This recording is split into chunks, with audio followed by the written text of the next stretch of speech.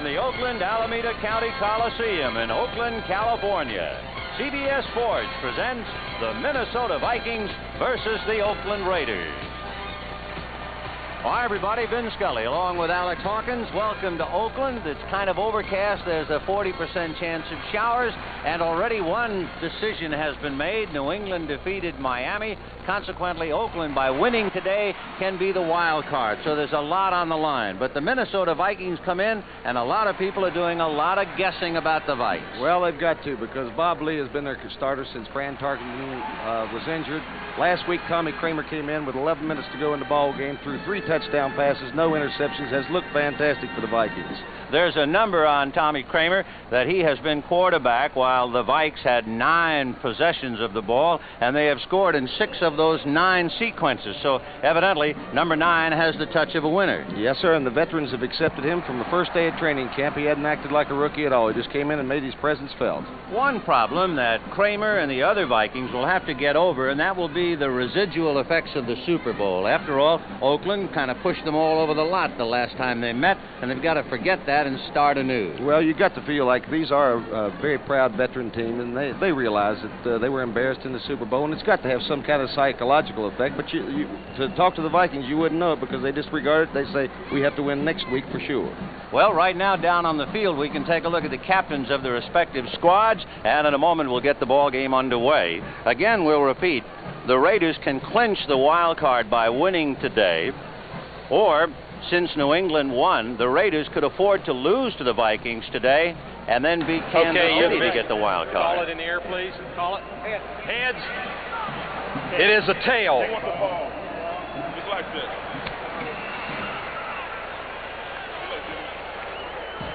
Good game, gentlemen. So Oakland losing the toss of the coin. Bud Grant, implacable as usual. You can't tell very much about him. And on the other side, a much more explosive John Madden, and summing his ball club up. And all around the ballpark, the flags proclaiming the fact that Oakland, the world champions. The officials for today's game: Freddie Wyatt, the referee, the umpire Tom Hensley, and then you have Leo Miles, Don Orr, Jimmy Rosser, and Fred Swearingen. The weather, as the breeze picks up and ripples the World Championship banner. Temperature 58 degrees, humidity 75%, wind 12 miles per hour out of the south-southeast, a 40% chance of showers, and for that matter, it is raining right now in Santa Rosa, about 25 miles away. They need so much rain out here on the coast. I know everybody's happy to see rain. That's right. Oakland waiting to see about Fred Wyatt teeing up the ball and getting this underway. Now Willie Brown comes out to talk. So for the moment, Manfred Moore is deep for Minnesota. He's a boy who started the year with Oakland and now finds himself with the Vikings. For the Vikes, of course, they have a big ball game. There is Sammy White. Sammy White was at the other end of that dramatic 69-yard pass from Tommy Kramer that pulled out the ball game against San Francisco. But there is still some indecision down on the field, and we'll wait and see. Jim Marshall comes out along with Mick Tingelhoff. It gives us a moment to tell you about some of the veteran Vikes. For instance, Tingelhoff, number 53, will be in his 223rd consecutive game. George Blanda played in 224, but the record holder will be defensive end Jim Marshall, who will be in his 249th consecutive game. Apparently, in the toss of the coin, someone got mixed up down on the field, and Oakland evidently had won the toss, and they are going to receive. So there was a considerable amount of confusion. Minnesota thought they had won, and they were receiving. Oakland was all set to kick off, and then Bankson was the one who let out the holler, no. Deep right now will be Carl Garrett, number 31, and with him you begin. There's Garrett. Oakland banged up a little bit. They have deactivated Rich Jennings, and they brought in Jimmy Warren as a 7th cornerback. So we finally got it squared away as they tee the ball up on the 35, and here we go. Fred Cox ready to kick off for Minnesota.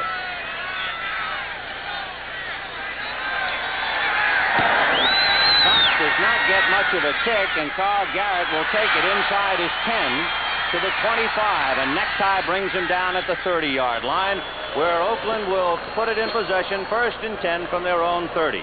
Here are the boys who figured to be at the other end of Kenny Stabler passes: Cliff Branch, Fred Biletnikoff, and the great tight end Dave Casper. You don't want many better than that group. Kenny Stabler with his 2 great running backs who also block exceptionally well for each other, Clarence Davis and Mark van Eeghen. And up front, Shell, Upshaw, Dalby, Beeler, and Lawrence playing for John Vella. Cliff Branch is wide left. Biletnikoff is wide right. 1st and 10 from the 30. Mark van Eeghen on a flag on the play just as he hit the line of scrimmage. Let's take a look at Minnesota now. They will be asked to do what they could not do in January, hold Oakland. It'll be Eller, Sutherland, Page, and Marshall up front. And Page and Marshall took a terrible licking the last time they met. The linebackers, Blair, Seaman, and McNeil. Emphasis on Seaman. He'll have to read Kenny Stabler's mind. At the corners, Nate Wright and Bobby Bryant. Jeff Wright and Paul Krause at the safeties. And the first penalty of the day goes against center Dave Dalby, guilty of holding. Now that puts the ball back on the Oakland 20-yard line. Bob Lee, who had to wait his turn behind Tarkenton, now finds himself waiting his turn behind Tommy Kramer, perhaps. Van Eeghen unable to get anywhere as he banged into his own left guard, Gene Upshaw. Wasting no time in going to the left side. They had so much success with it last year in the Super Bowl. Gene Upshaw and Art Shell, just 2 great blockers. They outweigh Jim Marshall and Alan Page something like 40 or 45 pounds per man. Fred McNeil did a very good job of coming up and actually pushing Upshaw back into the ball carrier. And McNeil is the only man to ever block a Ray Guy punt. You might remember he did that in the Super Bowl. So Kenny for the first pass of the day, and he goes to his backfield man, Mark van Eeghen, and he's not quite back to the 30-yard line, so he still has a good 10 yards to go. Matt Blair making the hit. Kenny Stabler, almost impossible to determine what he's going to do. Puts no type on himself whatsoever. He's in a situation, he never lets himself get in these long yardage situations. He'll take what you give him, particularly this year. He's going more and more to the short stuff, which he throws so well. Van Eeghen having just a sensational year. Well, they started on the 30. The holding penalty pushed them back to the 20. Now they have it 3rd and 11.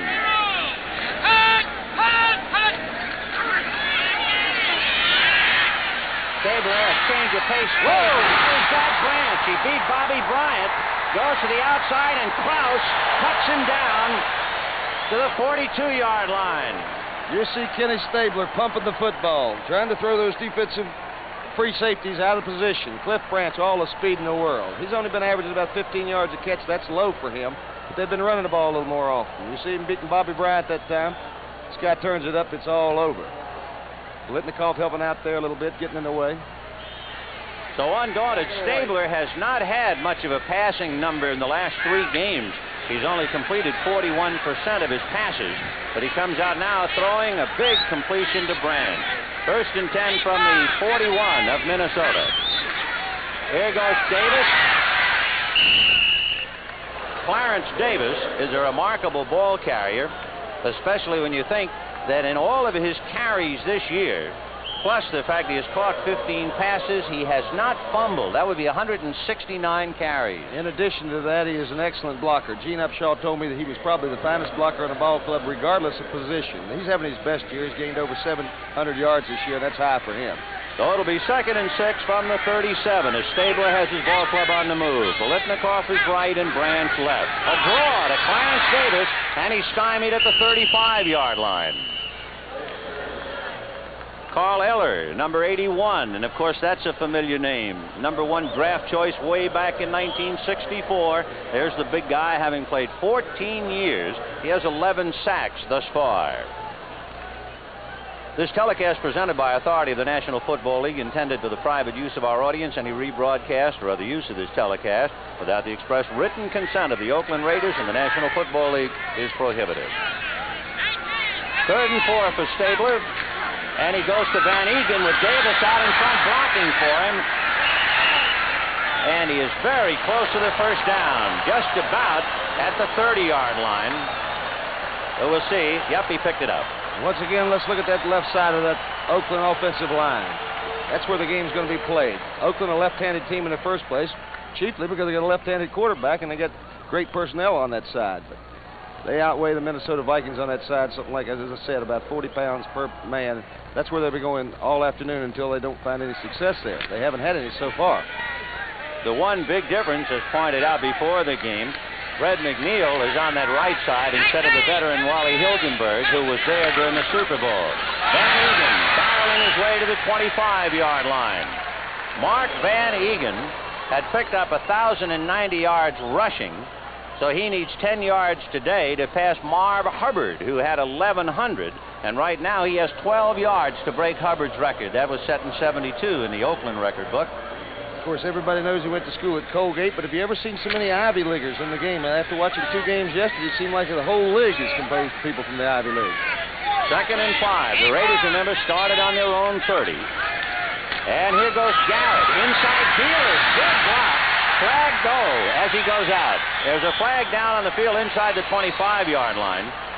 A very good block that time by George Beeler. Opened up, but let's wait on the call. They showed they can run to the right side as well. Henry Lawrence is the right tackle, number 70. John Vella, the regular, has been hampered with injuries most of the year. There you see Casper, one of the better tight ends in football. A good block by Beeler, as you said. Carl Garrett turning it up. He's been a steal, been well traveled. He started with New England, went to Chicago, and then with the Jets before he came here. And what that was a large yellow piece of paper that blew onto the field. It was not a flag. It is 1st and 10 now from the 16. Here goes Mark van Eeghen to the 10-yard line. So he picked up a quick 6. You know, the Raiders have been known through the years because of Kenny Stabler and all the good passers they've had out here as being a throwing team. But this year they've gone more and more to the run. For the Minnesota Vikings defensively, they are number 6 in total defense. They have been asked now to hold an Oakland ball club that comes here breathing fire. 2nd and 4 from the 10. Remember, an Oakland victory today, and they have won the wild card since New England beat Miami. There goes Davis. Inside the 5 for a first down. It'll be 1st and goal, Oakland. Clarence Davis, number 28. Let's watch how these 2 running backs block for each other. Van Eeghen sealing his man inside. He put McNeil to the inside. Davis finding the running room. I think it's interesting to point out that although they are, Minnesota is 6th in total defense, they're 13th against the run then. Everybody's having success running against them. And you can see how emotional Bud Grant is, as usual. Bankston now a tight end on the right side with Casper on the left. And the running backs, Van Eeghen and Davis. It's Van Eeghen driving down to about the 2-yard line by the time they unpile. So it'll be 2nd and goal from the 2. Matt Blair, number 59, figures to be very busy all day making tackles. He's a big play player. He's blocked a lot of kicks for him last year and again this year. He's got 4 blocked kicks this year so far. Last year, among other things, he had 5 recovered fumbles, 2 interceptions, 2 blocked conversions, and a blocked field goal. So he is something. Matt Blair, when you see the ball, you'll see 59 right around it. So 2nd and goal from the 2. Bankston now on a wing on the left side. Van Eeghen goes through. Touchdown. Fumbled, I believe, after the whistle. However, the play was dead. And Mark van Eeghen bangs it over, his 7th touchdown rushing of the year. So that first series. Let's take a look at it now. Having a sensational year, was the first runner to break 1,000 yards or better in the AFC. Over that left side, and it's predictable. Art Shell and Gene Upsall, when you got people like that, you got to run behind them. So now coming in and asked to kick it for the extra point is Errol Mann. Timeout for the moment. You asked an interesting question, Hawk, about why they picked Errol Mann up. I thought it was interesting because Al Davis has a reason for everything he does. Number one, they have a grass turf here, and he had one in Detroit where he kicked there for so many years. He'd been used to kicking in the Chicago Stadium. They had a big game coming up. We'll talk more about Al Davis. He's very interesting. Errol Mann, 10-year veteran, sends it through. And so the Oakland Raiders have asserted themselves. 9 minutes and 5 seconds to go in the first quarter. And the Oakland Raiders 7, the Minnesota Vikings nothing. That drive, you remember, started on the opening kickoff. The only confusion was who won the toss.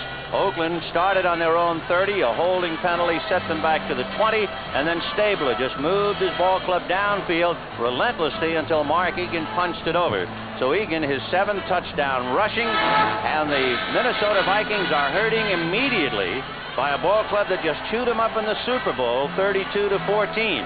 And the Vikes will have to rally themselves immediately, or Oakland will liable to dump them in the bay. And John Madden and Kenny Stabler already off on a high note. John Madden, he's very sensitive about the fact his TV appearance. I talked to him the other day about it. He said, "You're not going to be one of those guys that makes reference to what I look like on television." And I said, "Not me." It looks like he runs a Texaco station right outside of Arkadelphia, Arkansas. By the way,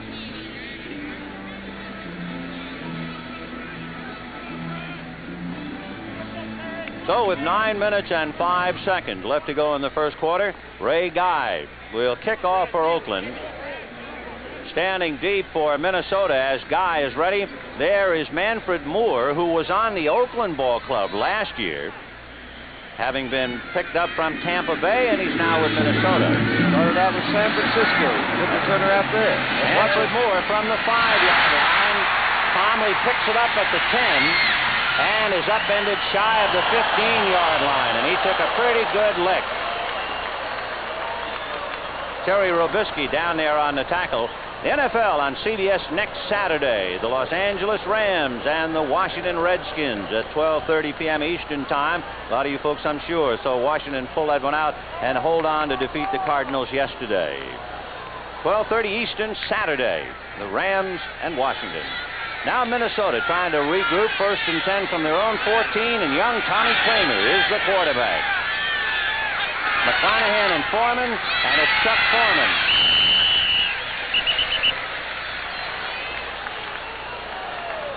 Here are the men who figure to handle the ball. Ahmad Rashad, Sammy White, and Stu Voigt, the tight end for Minnesota. The backfield with the quarterback Tommy Kramer, Brent McClanahan, and Chuck Foreman. Up front, Riley, Goodrum, Tingelhoff, White, and Gary. 2nd and 8 from the 16-yard line. 7-0 Oakland in the early going. Sammy White is wide left, and Tucker, a tight end on the wing, outside Voigt to the right. Juggled by McClanahan. The whistle is blown, and it is recovered by Otis Sistrunk of Oakland. Otis been troubled a lot this year, as many of the Raiders have with injuries. He's about 80% well, but still playing today. Vikings very sluggish, it looks like, today. There's a handoff there, and, well, it's just a poor exchange. He never got control of the thing. Can't tell whose fault it was on that. New quarterback, that'll often happen. So Minnesota immediately gives the ball up to Oakland. The Raiders not only leading 7-0, in perfect position now to put a big crack in this ball game, and we're not even halfway through the first quarter. 1st and 10 on the Minnesota 16. Van Eeghen and Davis. Bletnikoff is right, Branch left. And there goes Van Eeghen dialing to the 10. All right, we've been telling you about what a good blocker Clarence Davis was, number 28. A small boy, but look at him. Let's watch and see how he comes out this time. Right on his back, wouldn't it? He's going to follow his friends. Number 70 coming into the picture, Jim Marshall, that you've seen for so many years.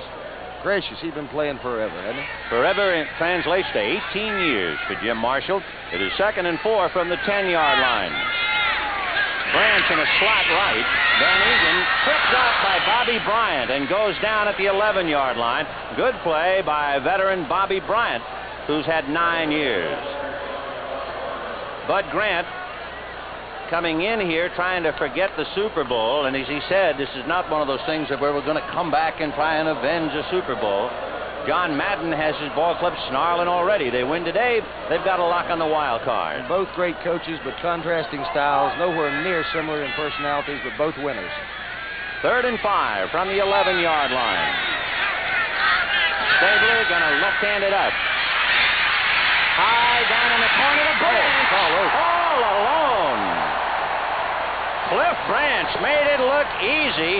That's his 5th touchdown pass of the year.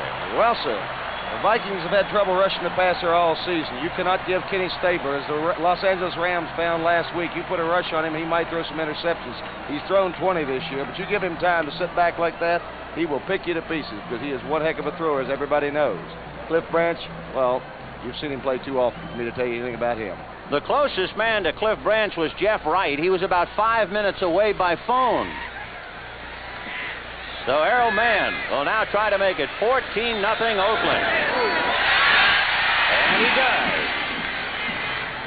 So the Oakland Raiders, capitalizing on a Brent McClanahan fumble, cash in on a touchdown pass to Branch and lead 14-0.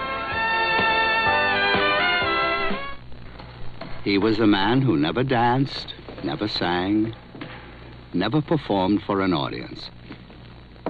Yet since 1891, his talent has thrilled millions. A little bit more to the left. All right, sir. His name was William Tuttle. His gift, architecture, and his masterpiece, Carnegie Hall. Perhaps the only music hall in the world where every person in the audience can hear every note, no matter how softly it's played. Mr. Tuttle, we're about finished, sir. Mr. O'Reilly, here, you don't have to shout. The same commitment to perfect sound that went into building Carnegie Hall goes into every high-fidelity component Pioneer makes. That's what's made Pioneer #1 today with people who care about music. Pioneer, we bring it back alive. So Ray Guy teeing it up for the world champion Oakland Raiders, who are acting every inch the role, certainly against Minnesota, the team that they clobbered in January. Well, next Saturday at 4 p.m. Eastern, CBS Sports Spectacular presents highlights of the WBC World Welterweight Championship fight, Carlos Palomino and Jose Palacios. Then you'll see the National Hot Rod Association World Championship, Shirley Muldowney, Don Garlett. Finals of the United States Professional Arm Wrestling Championship, and the final event of the World's Strongest Men competition featuring the Tug of War.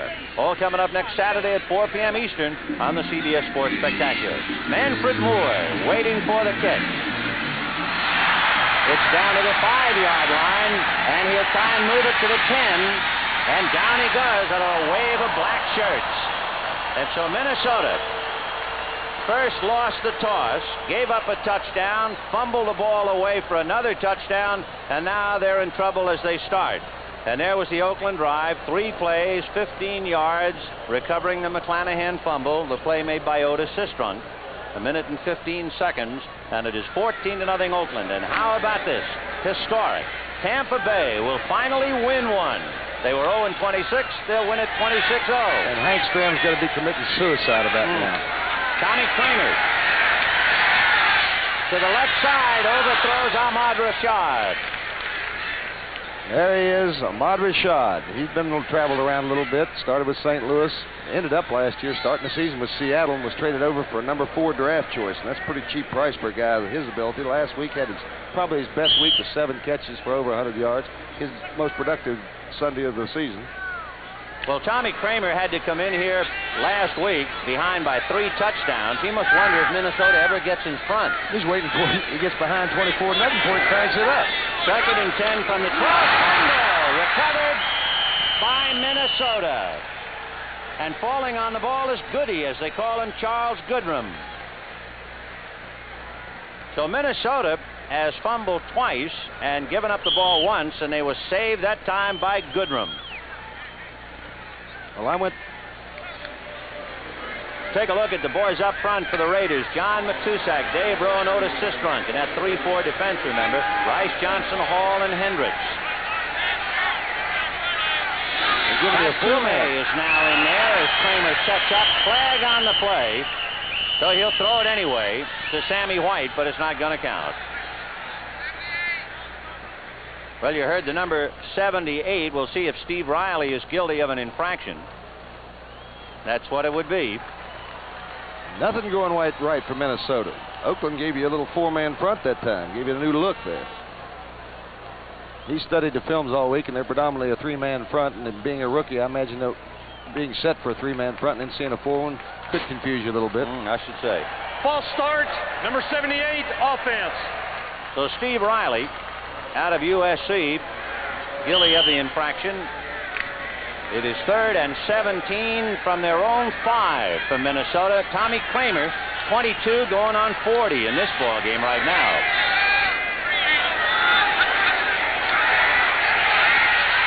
Tommy dumping it off to Foreman and threw it away instead. So Chuck Foreman, hoping to get one on the outside where he had some room, needs 92 yards rushing to get 1,000 for the 3rd consecutive year. And the Vikings will now have to root it out of there, and Neil Clabo will be asked to punt from his end zone. Neil Colsey will be standing on the 45-yard line of Minnesota. And I hate to be on the negative side, but that's one thing the Vikings have not done well this year is cover punts. They're giving up about 10 yards per return. Clabo got it out of there. Colsey on the 45. To the 35, knocked down by Mark Keller. So Keller, number 35. Robert Miller making the hit. And so we have 5 minutes and 57 left in the first quarter. Oakland 14, Minnesota nothing. The system, TCR, Total Control Racing. The circuit, slotless. The lane-changing switch for split-second passing. Watch it again. But look out, because TCR comes with a jam car, a moving obstacle that constantly circles the track. The jam car. It tests your racing skill lap after lap. This is the Jam Car Speedway. TCR, Total Control Racing from Ideal. Hello, I'm Chuck Connors, and this is Tin Can Alley. An exciting new electronic target game that truly tests your marksmanship from as far away as 25 feet. Nice shooting, Chuck. But Tin Can Alley is safe because it only shoots a beam of light that's as safe as a flashlight. Well, even a rifleman sometimes misses. Tin Can Alley, for real target practice at home, from Ideal. Julia gets tough with the landlady. Say it on the stoop, but not in the hall outside my room. Quiet! Hey! On Our Own tonight. Neil Clabo rooting out a 40-yard punt. There was a 10-yard return by Neil Colsey, and Oakland will put it in play 1st and 10 on the Minnesota 35-yard line. 5:57 to go in the first quarter, and Oakland leading 14-0. They started out the season, the Oakland Raiders, as one of the better teams in football. The fact is, it looked like they were just going to overwhelm everybody in their divisions. And then the injuries hit and kept getting worse.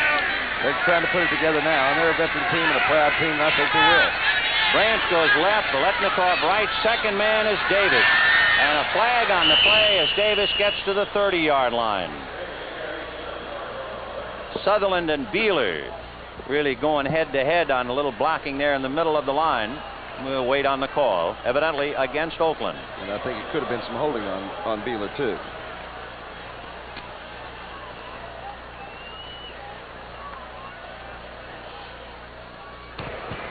Holding, number 64, offense. That's what it was. George Beeler, guilty of the infraction. He went to school up here at Stanford. Pretty big rivalry back east. Philadelphia nosed out the Giants 17-14. 1st and 20 from the 45, and Stabler leading 14-0. Dumps to Van Eeghen, and Van Eeghen gets across the 40-yard line. Jeff Wright making the tackle. Kenny Stabler mixing it up. Sits back in that pocket. You chase him out of there, he's got problems because of those bad knees. But no, he's just mixing it up, the pass and the screens and the runs, the draws, rather. That's the way he does, though. He's a hard man to figure out. One thing, he's got the guts of a U.S. Army mule. He'll do anything. Well, the Chicago Bears defeat Green Bay 21-10. They play the Giants next week. Minnesota will be playing Detroit next week. Here comes Clarence Davis. There goes Clarence Davis. Hit by Fred McNeil and Jim Marshall as he crossed the 40-yard line.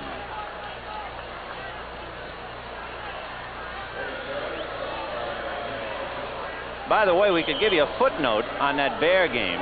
Walter Payton carried 32 times for 163 yards and 2 touchdowns. Payton has now rushed for 1,805 yards this year. He is something else. We'll get to see him next week.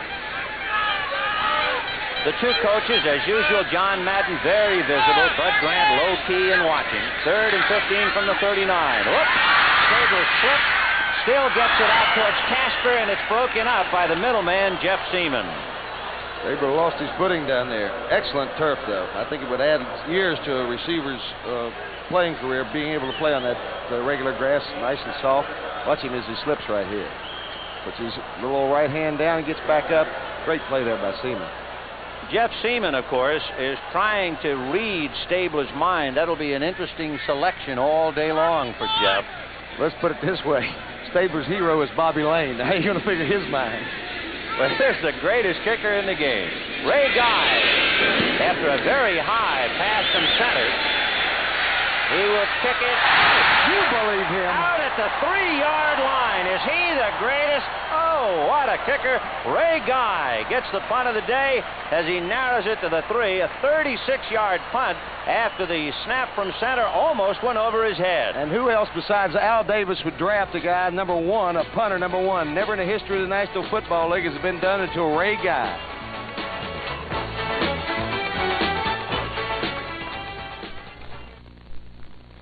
Tuborg Gold, the golden beer of Danish kings. By appointment to the Royal Danish Court. Tuborg Gold. Only centuries of the Danish brewer's art could achieve its noble character for lightness and flavor. Tuborg Gold, now brewed in America. So, for about what you'd pay for the king of beers, you can now have Tuborg Gold, the golden beer of Danish kings.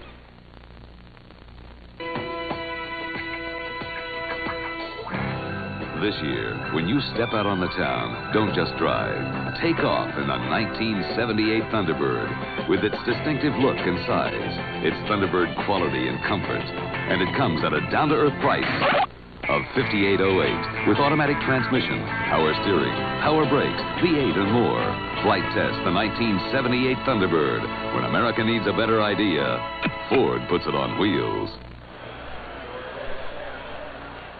Welcome back to the Oakland Coliseum. Vin Scully along with Alex Hawkins. And the Raiders very much at home, leading 14-0. And Minnesota, fresh from having punted out of the end zone, now has the ball 1st and 10 from their own 3 as John Madden, last-minute discussion with Kenny Stabler.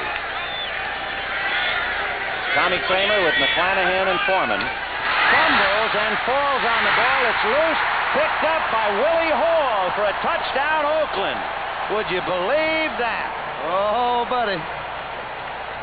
Get the fork. I'm done. That's Willie the Hall. third bad exchange. And this, well, they've only had 3 possessions, and all 3 of them have ended in bad exchanges there. Willie Hall, a free agent from Southern Cal. He recovered a fumble in the first quarter of the Super Bowl against Minnesota. Kramer, you see, dropped it, fell on it, it squirted up in the air, and Hall just picked it up and walked in. And they're going to push the Vikings into the bay. It is 20-0 Oakland. We have 4 minutes and 22 seconds left in the first quarter. Get out of town. Whoa. If it were a fight, they'd have stopped it on eye cuts by now. It's up and good. The Oakland Raiders are leading the Minnesota Vikings 21-0. Take another look at that loose ball. He lost it right away. Yes, sir. How he got out from under him because he falls on it right there. Good position, and how it squirted up, I have no earthly idea. Went up like wet soap. Someone said the ball takes funny bounces, but that's been so many years ago. Who said that? Francis Scott Key.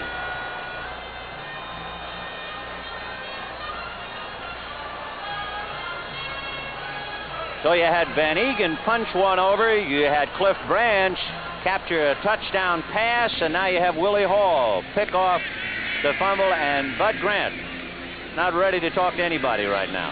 I like Minnesota's approach to it, though. They're very realistic with their approach to this game. They said, we've always got next week, that's who we've got to beat anyhow, and a lot can happen between now and then. Oakland, of course, sky high. They knew coming out onto the field that New England had beaten Miami.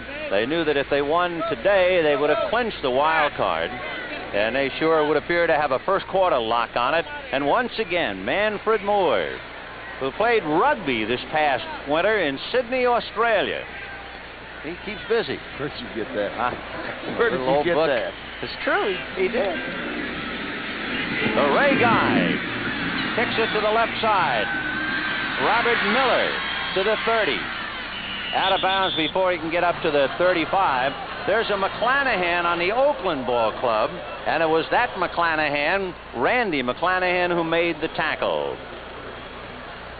Well, here's the bowl picture on CBS. First of all, on Sunday, Christmas Day, Penn State versus Arizona State. Penn led by Chuck Fusina. Arizona State, after that ball game on Christmas, two more big bowl games. Sun Bowl, Stanford and LSU on December 31st, and in the Cotton Bowl, undefeated Texas and Notre Dame on Monday, January 2nd. Chuck Foreman to the 35, fumbled, picked up and dragged down by Floyd Rice. And Oakland has recovered it again. And that's just not right. That's just not right to get off to a start like that. Poor Tommy Kramer, what a sensational week he had last week. Chuck Foreman, who does carry the ball a little loosely, got a good hit that time, and up it comes. You know, there was a stat before the game that summed up Minnesota. They were minus 16 in turnovers, and here they've turned the ball over 4 times in the first quarter to Floyd Rice, who has to be Puff Rice right about now after picking that one up. 4 minutes to go in the first. And Clarence Davis looking for a place to go. Fred McNeil takes him out of bounds. Boy, what a rout. 21-0 Oakland. Bud Grant was saying last week that when he was behind 24-0 to San Francisco, that was the furthest back he had ever been. Well, look at it this week. And this drive's not over yet. So Oakland has the ball on the 24-yard line of Minnesota, 2nd and 9. Biletnikoff wide left and Branch in a slot left. Davis now on a wing, so the setback is Van Eeghen. Pulling is Henry Lawrence, and he runs up Lawrence's back across the 20-yard line. Big number 70, Henry Lawrence. He's quite a player, even though there are not too many people familiar with him. Yes, sir. Henry was the #1 draft choice in his 4th year from Florida A&M. He replaced John Bella when Bella was hurt earlier in the year, and Bella has been unable to move him out of the lineup since. Van Eeghen, you talk about a guy that does not fumble. How many times he carried the ball this year? Well, coming into the ball game, he had 280 some odd carries without a fumble. Right. 3rd and 4 from the 19-yard line. Branch in a slot right inside Biletnikoff. Stabler getting away from the rush. Flag on the play. And the pass is caught by Biletnikoff, but let's see. Paul Krause brought him down. Stabler slings the flag down in disgust, so you know it's going to be against Oakland. Let's see if we can pick it up or where the holding was. I do not see anything so far. Oh, it could be right there. Kenny Stabler just throws darts. How many balls has Biletnikoff caught in his career? A great many of them. Holding, number 63, offense. So the holding against veteran Gene Upshaw. So that slows down Oakland for the moment. Detroit-Baltimore. A possible upset there indeed, with Detroit leading Baltimore 6-3 in what sounds like a pitcher's battle in football. 3rd and 14 from the 29.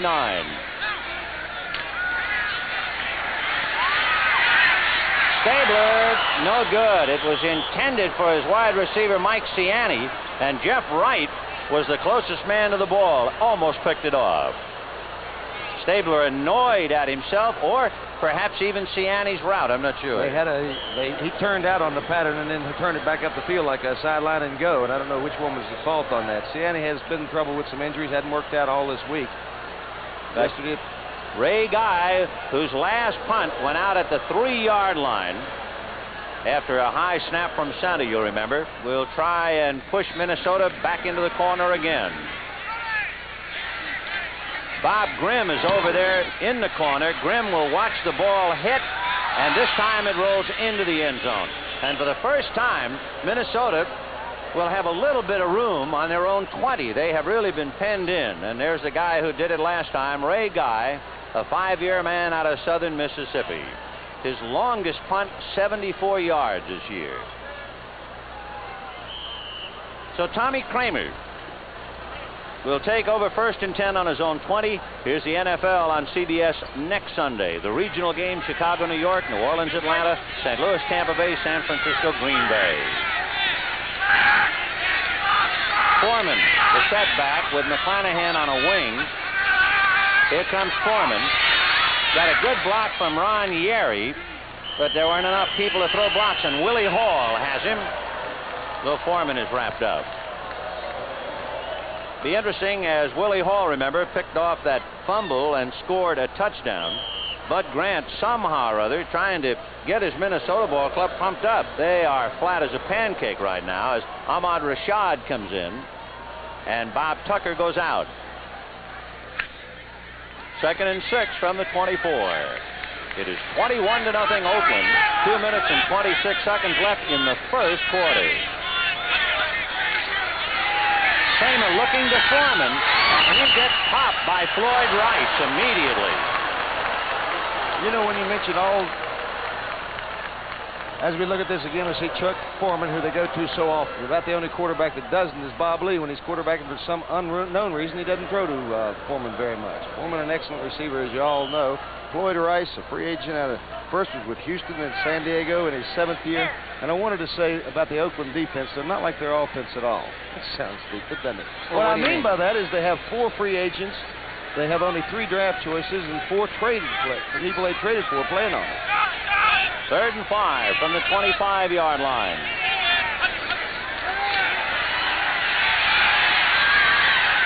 Complete to Sammy White. Neil Colsey brings him down at the 36-yard line. Tommy Kramer, he's one of 11 children. He has 6 brothers and 4 sisters. His dad was a coach at Texas Lutheran for 6 years. So he has quite a football background. He was a leading passer, All-American from Rice last year. A lot of people in the draft were interested in him, but nobody thought he'd go in the first round. The Vikings said they had their eye on him the whole way. When they picked Tommy Kramer, it was the first time that the Vikings picked a quarterback in the first round. So you know he's got some credentials. 1st and 10 from the 38. Play action fake to McClanahan. And Kramer will keep it to the 40, and down he goes. Dave Rowe brought him down. Big Dave, he's been around. Yes, sir. New Orleans, he started out there, went to New England, to Houston, to San Diego, and somehow these Mavericks that run around the league, when they get here with the Oakland Raiders, they get a fresh start and a fresh outlook, and they play ball for John Madden.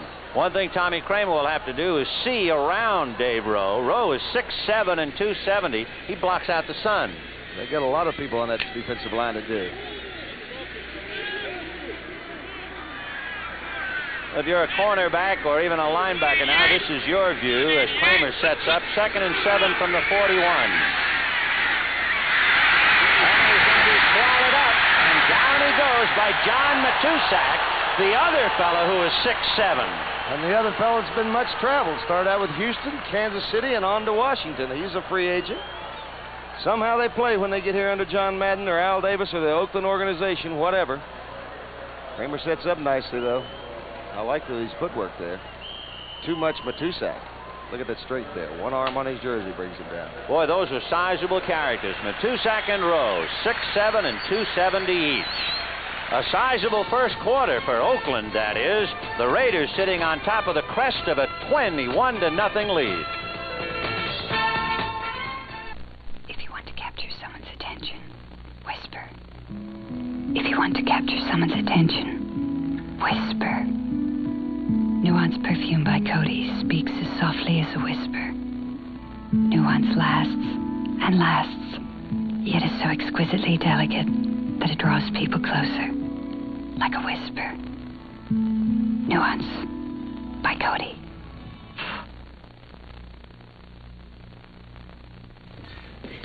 Salad! I struck oil!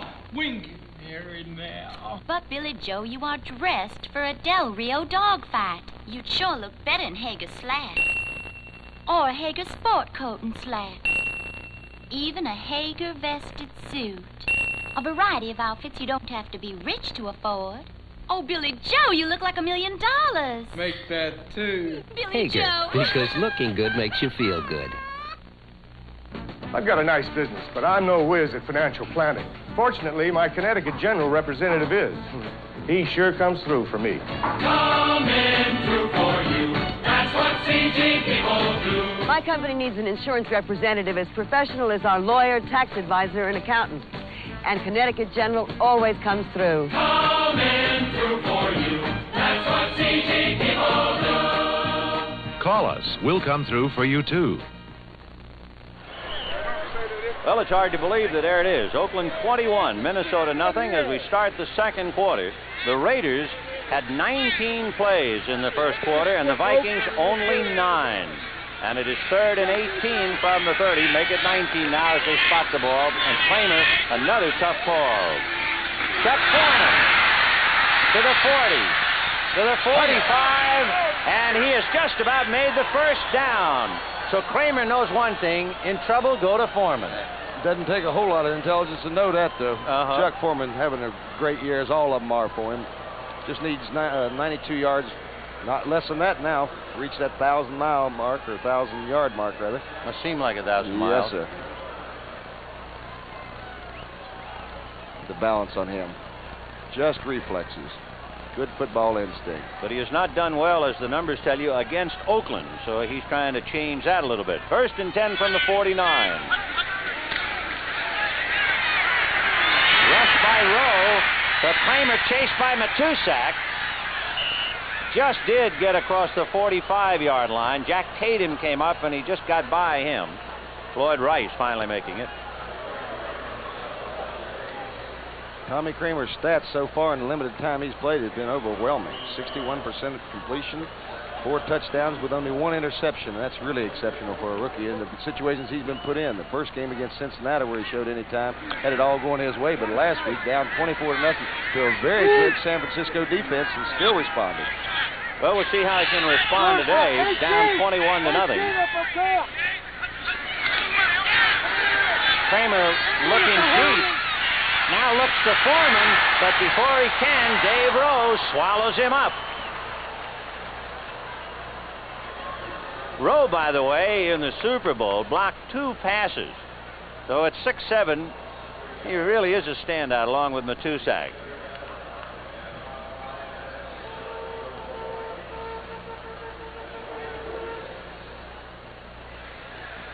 So the Oakland defense, anything but tired. They've only been on the field for about 11 plays thus far. And Dave Rowe, 11 years out of Penn State, already making his pleasant thrown. 3rd and 5 from the 46. Sammy White in a slot left, inside Ahmad Rashad. Foreman in motion right. Quick out to Foreman, and he hit and got away at the last minute. It was Skip Thomas who came up to hit him, and the ball got loose, as you saw. You see the football instincts of that guy, though. He just feels pressure around and feels when people are around. Watch this. Watch how he tries to avoid the tackler and still keeps fairly good concentration on the football. Didn't see it. He was watching the football, but just knew it was around. The #1 draft choice, and the Vikings have done very well with all their #1 draft choices. That's so Neil Clabo, 3-year man out of Tennessee, ready to punt for Minnesota. Neil Colsey all alone on his 12. And that's going nowhere but up right now, as it will hit on the 20 and stop at about the 15 and still rolling. So Minnesota again bottled up thanks to some tough punts to handle, and they're down 21-0. Excuse me, sir. We'd like to take away your Schlitz and have you try our beer. Shut up. Down, baby. I'll handle this. You want to take away my Schlitz? You want to take away my gusto? You're the first person that ever made me laugh. You want to take away my Schlitz? My gusto? Say hello to your lunch. Take away my gusto. If you don't have Schlitz, you don't have gusto. You don't have beer. This Christmas, give a Radio Shack Petable Portable, the plush animal with a radio hidden inside. To add to your surprise, the cost of our musical menagerie is only $10.95 to $15.95. They're battery-operated safe so young ones can take them to bed.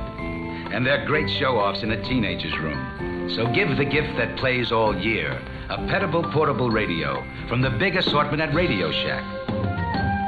A Tandy company. 21-0 Oakland, and the Vikings, having just punted to Oakland. There's a score of the Los Angeles Rams. John Cappelletti on a 25-yard run and a 36-yard field goal by Rafael Septien, sitting on top of a 9-0 lead against Atlanta. Biletnikoff wide right and Branch left. Clarence Davis behind Van Eeghen, but he couldn't go anywhere. Van Eeghen took his best bolt at Matt Blair, bounced off Blair, and Davis, trying to cut away from the block, just ran right into a pack. Clarence Davis, boy, he's had some impressive numbers. He came into this game with 718 yards rushing. Got a career average of 4.8 yards per carry, which is extremely high. Anything over 4 is high. 2nd and 7. And Van Eeghen just bullying his way across the 20 and carrying people with him. Fred McNeil. Down at the bottom is Jeff Seaman. We'll see number 50, Jeff Seaman, on top of almost every ball carrier. He's going to have to play well. Up front, I'm afraid to just look at they're moving Page out. That's what most people do when they play against him, because Page, when you run away from him, is very effective. Running at him, well, he's just not that big. Weighs about 225 pounds, which is that's small for a tackle. Well, there's a drastic change in that one. As you can see, Baltimore just picked up a 35-yard touchdown run from Lydell Mitchell to take a 10-6 lead over Detroit. 3rd and 1, and Rick fumble picked up by Nate Wright to the 20, 15, 10, 5. He goes in for a touchdown. All right. Turnabout is fair play. I'll say, how do you like that when it happens to you? Nate Wright, 9-year man out of San Diego State, picks up the fumble and runs it in for a touchdown. Oh, and that can change it around. It was so easy for the Raiders on those first 3 touchdowns. Minnesota, everything happened to them. Now it goes back the other way. Good bounce to field that time. He decided to go ahead and pick it up instead of fall on it. Look at the blocking out in front of him, too. Escorted in. Bud Grant, you could never tell whether Oakland had just scored or Minnesota. You just don't know. We do know, however, that Fred Cox has just kicked it through. And so Minnesota trying to get back in the ball game, but Oakland still leading 21-7. Ford introduces the new Futura. A dramatic combination of styling and technology for 1978 and beyond. Futura.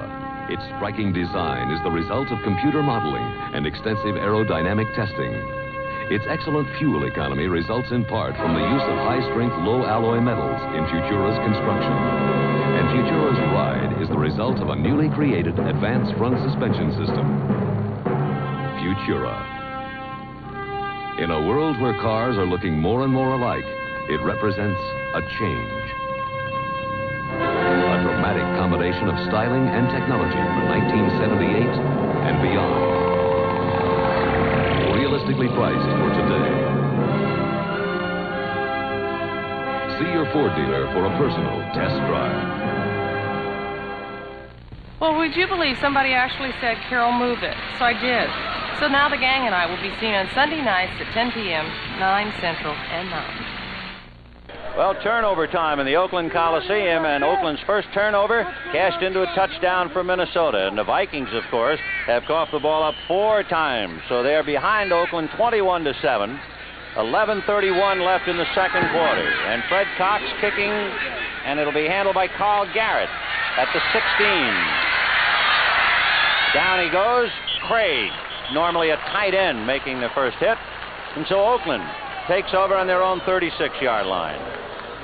What started out to be a rout may not be a rout after all, then.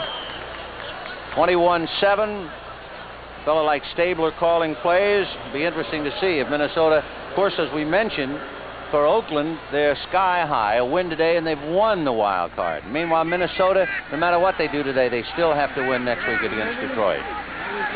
45, 38. Clarence Davis behind Beeler and Van Eeghen, and And McNeil did a marvelous job. Fred McNeil not only strung the play out, but he made the tackle, number 54. Van Eeghen kept with him, too, on the play. It was just a great play by Fred McNeil that time. Watch it as you see it this time. Watch number 30, Mark van Eeghen blocking on him. He stays on him the whole way, as you see it right there. Alan Page coming into the picture there. Fred McNeil played off his blocker after he'd strung it out and then made the play. Fine defensive play by Fred McNeil. 2nd and 7 on the 39. Stabler over the middle to Van Eeghen, and Seaman brings him down. So Jeff Seaman had to come back and pick up Mark van Eeghen. So that should be enough for the first down. Say, friends, if you haven't gotten into the holiday spirit, tomorrow should do it. As that wonderful award-winning Yuletide special, A Charlie Brown Christmas, returns to the scene. Join Peanuts Gang and search for the true meaning of Christmas tomorrow at 8, 7 Central and Mountain. 1st and 10 from the 48. Van Eeghen. Seaman finally brings him down as he crossed the 45-yard line. Boy, that offensive line of the Raiders looks sharp. They're really coming off the ball, executing beautifully. Their back's against the wall, and no question about it. They know they have to win both games to get in the playoff, or probably do. And they can control their own destiny and fully intend to. We were talking about some of the Minnesota players who have consecutive streaks. Art Shell playing in his 139th. Gene Upshaw in his 153rd. Dave Dalby has played in 83 straight. Beeler 111. In other words, they have a lot of old heads up front. And durable over here. Well, Mark van Eeghen finally brought down by Nate Allen. And he picked up the first down. Watch it from ground level. And that's about the way it looks like to those linebackers and safety men, too. Nate Allen there going in low and holding on. Eeghen, just a fine runner. He's one of those dependable guys you can count on game in and game out. Otis Sistron from behind. Yeah, I believe they got him out of a bar in Star Wars.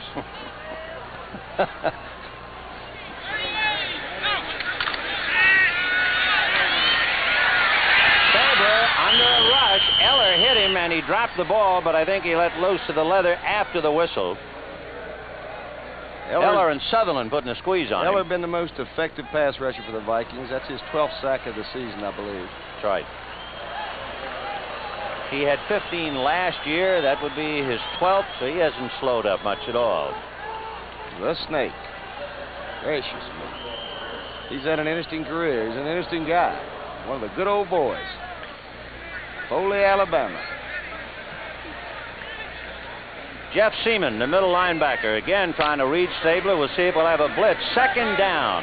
2nd down and about 20. 2nd and 20.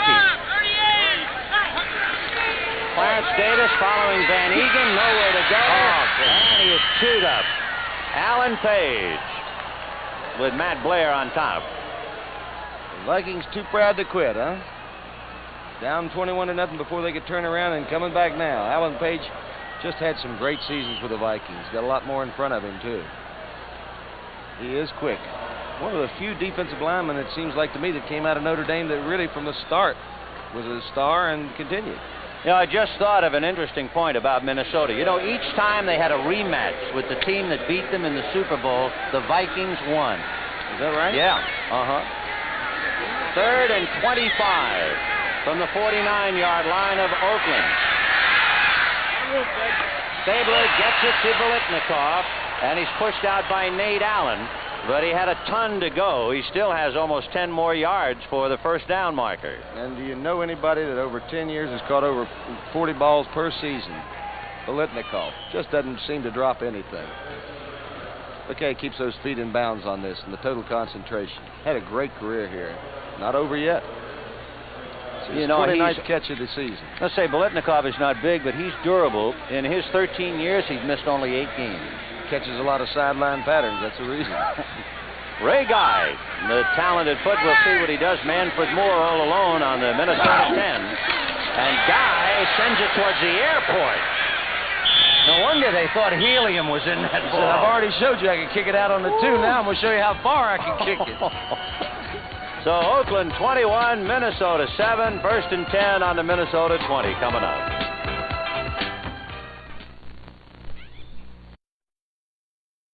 Americans use Black & Decker jigsaws than any other. It's not just the features like variable speed on this model or the prices. Nope. It's because when they have to work really hard, they can work and work and work really hard. There. When America has a job to do, it reaches for Black & Decker. To get ahead these days, you got to keep on your toes. So I've got something to keep my competition flat-footed. Sunoco's penny-pinching pump. It has 190. The gas is made to sell below my regular, and 220, the gas that sells below my premium. So if your car runs on regular or premium, my pump could save you money on quality gas. Listen, if I don't want you to go right by me, I got to do right by you. Sunoco's penny-pinching pump can fill up your tank for less. That's my way of being very friendly.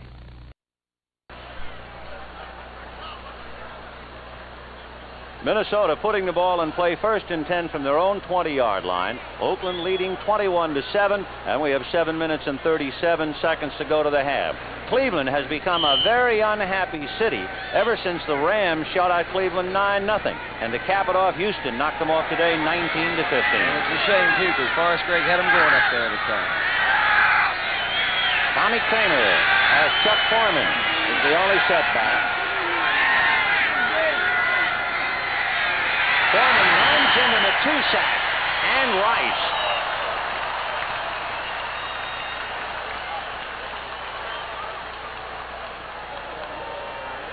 For the benefit of you folks who had missed it earlier, New England defeated Miami 14-10, and consequently an Oakland victory today will assure the Raiders of the wild card bid.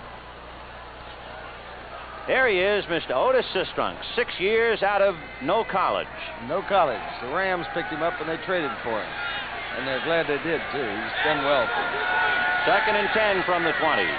Well, Foreman just did get to the line of scrimmage. Play action fake. Sammy White makes 31. So that's history. 1st and 10 on the Raider 47-yard line. White is wide right. Rashad wide left. Foreman on a good play-action fake, and now Kramer high off the hands of Rashad, picked off by Jack Tatum, and he is knocked down by Brent McClanahan. Another turnover. Yes, sir, and that one hurt, too. Ahmad Rashad had that ball, or should have had it. Tatum, that's his 4th interception of the season. That's his 20th career interception. Had a great career there already with the Oakland Raiders. Watch this now. Very catchable ball. Wouldn't have been the easiest one in the world. And I think he was influenced by a linebacker that time. It'd be Monty Johnson over there. So we have had 6 turnovers now. 4 by Minnesota. This is now their 5th. Oakland has 1 turnover. It is 21-7 Oakland. 6:41 to go in the 2nd quarter. 1st and 10 from the Oakland 32. Mark van Eeghen following Clarence Davis. Fred McNeil on one side of him, Jeff Wright on the other. The Vikings know they have to stiffen on that side to be able to stay in the ball game with this Raider team. They're a powerful team, the Oakland Raiders, and very determined, too. Mark van Eeghen had carried for 54 yards. He has now handled the ball 14 times as Bud Grant tries to figure out how to stop him. So van Eeghen, with 56 yards rushing, is now the best rusher in Oakland history as he's gone well over the 1,100 mark. 2nd and 7, and Stabler setting up. He's got Cliff Branch. And Klaus finally gets him. So Cliff Branch gets the ball inside the 45 to the 42-yard line. 1st and 10 Oakland. It's a great example. Watch how he waits for him to clear Matt Blair there. You see number 59, he waited. He had time to do it, and that's what Kenny Stabler has been afforded throughout his years of playing with the Oakland Raiders. He's had time to sit back there, and when you do, he'll kill you. There's no question about it. Well, he picked up 23 yards in one gulp to move the ball to the Minnesota 42-yard line as John Madden, watching his ball club, trying to recapture the opening edge. They're leading 21-7. And there goes Banaszak as he gets across the 40-yard line. Pete Banaszak, who scored 2 touchdowns against Minnesota in Super Bowl 11.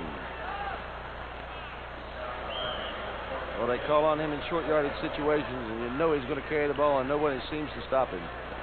Well, the Minnesota defense has spent most of the first quarter and half of the second out on the field, and we see that Studwell is now in there.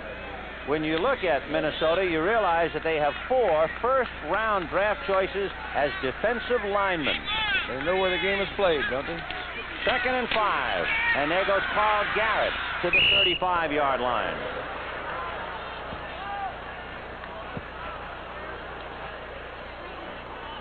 Carl Garrett out of New Mexico Highlands. Against the Super Bowl team Minnesota, he had almost a 5-yard average. Well, there it is. Tampa Bay finally wins one convincingly over New Orleans 33-14. And finally it came down, and poor old Hank Stram. Eller almost took his head off. Carl Eller sacking Stabler for the second time. So the big guy now has 13 sacks this year. Go look at it again. You can get to Stabler. And when you do get to him, he's going to go down like all the other quarterbacks. You know, I often think about that. He came within one team of being drafted by the Atlanta Falcons. They were going to pick him, and Oakland had to pick right in front of them and chose Stabler. And how different his story could have been had they, with the poor organization they've had in the past, been when he wouldn't have been afforded protection. Cue that song in The Man Who Got Away. Oh, we'll see about the football getting away. Ray Guy kicking to Manfred Moore at the 15, and he's filled it. And it is Barnes. He almost knocked him right through the barn. Jeff Barnes, a rookie out of the University of California. He's one of 8 children, so he knows about in a crowd. Did he ever slug him? So a 30-yard punt, 0 return. Ray Guy.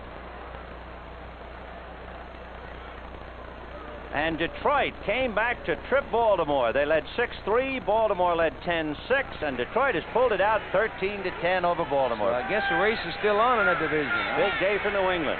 1st and 10 from the 15.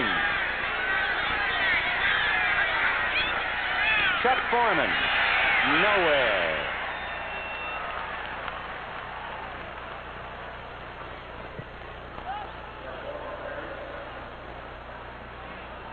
By the way, to all you folks who have been watching Detroit's victory over Baltimore and a rather historic Tampa Bay victory over New Orleans, pull up a chair. We got one going here at the Coliseum. Oakland 21, Minnesota 7. 3 minutes and 12 seconds to go in the half. Oakland looked like they were going to blow Minnesota out of the ballpark in the first quarter when they led 21-0. Minnesota trying to recover with young Tommy Kramer at the wheel. He got rid of it. A great pass to Ahmad Rashad. Pat Toomey was right on his back, and he just did get it away, and then Monty Johnson hit him. Pat Toomey comes in on passing situations to relieve Otis Sistrunk. He comes in fresh, and he puts a rush on. Look at the reflexes. Reflexes on this boy. Tommy Kramer feels pressure coming, and look how quickly he gets it off. Sees there's no running room as you see Toomey come into the picture, and look how quickly he got it off. I like him. By the way, as you see Rashad being tackled, Floyd Rice, who recovered a fumble earlier, Floyd shaken up on that last play, and he's down. And that's something the Raiders don't need a whole lot more of. They've had their share of precious plenty of injuries this season. A reminder, the CBS Sports Spectacular. Coming up next Saturday at 4 p.m. Eastern Time, you'll see highlights of the WC World Welterweight Championship fight between Carlos Palomino and Jose Palacios. Then we will have the National Hot Rod Association World Championships with Shirley Muldowney and Don Garlis competing in their top fuel dragsters, along with Don Prudhomme racing in the funny car category. Plus the finals of the United States Professional Arm Wrestling Championship, and competing, well, you have folks with such professions as a rock star manager, a former boxing champion sparring partner, and a 250-pound waitress, just to name a few. And the final event of the World's Strongest Men competition featuring the tug of war. All coming up next Saturday, 4 p.m. Eastern on the CBS Sports Spectacular. Did you say a 250-pound waitress? Yeah. Known to pick up a tab. 1st and 10 What was that great line from the bridges of Tokori? Where do we get those people? Well, there's Pat Toomey, who put the heat on. He's been around in about 2, brother. Jeff Barnes is in for Floyd Rice, and we'll see if Toomey can get off the mark. Kramer has a 1st and 10 from his 27. Sammy White in motion to the left.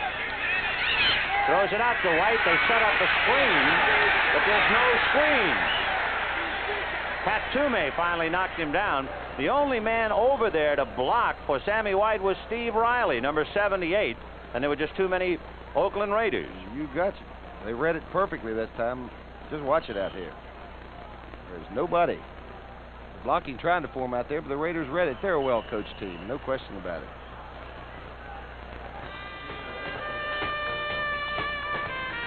So we have exactly 2 minutes left to go to the half. The Oakland Raiders 21, the Minnesota Vikings 7.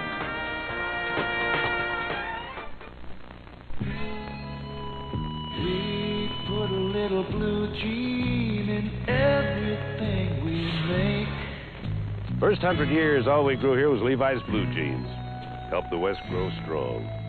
But now we've added a whole new crop. New fabrics, new colors, new styles.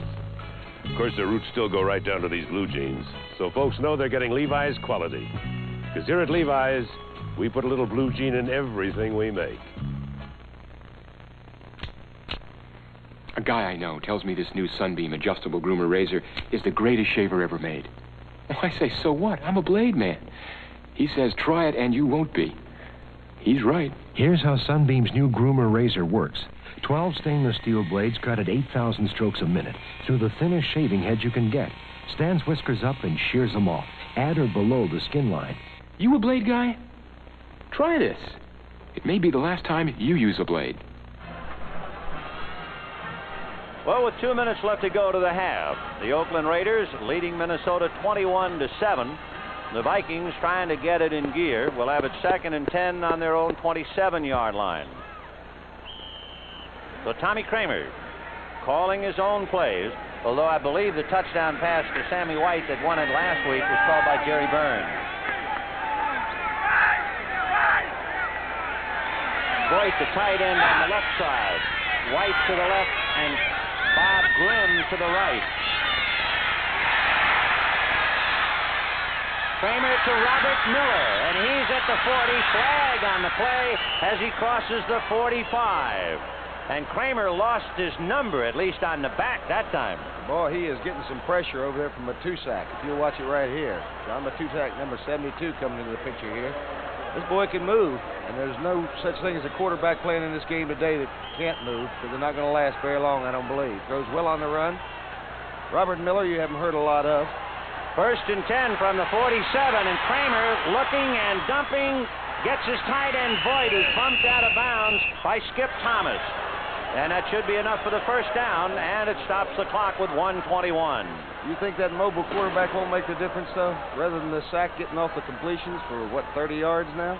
He had one high pass that got off the hands of Ahmad Rashad that stopped his last drive. But I think Bud Grant is probably getting some very important answers as to Tommy Kramer and the prospect of that game against Detroit. Remember, Detroit almost upset Baltimore today before Baltimore pulled it out.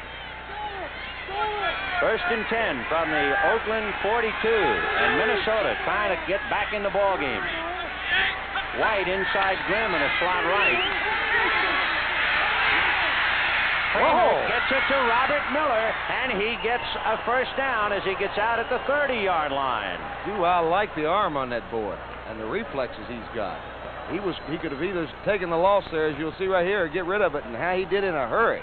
Talk about quick release. Watch this. No use throwing it. Look at this. And right on target, too. Not a long pass, not a difficult pass, but presence of mind to throw it like that. Robert Miller had caught 24 passes going into the ball game. So he's caught a couple of big ones to keep the drive alive. It's on the Oakland 29-yard line, 1st and 10.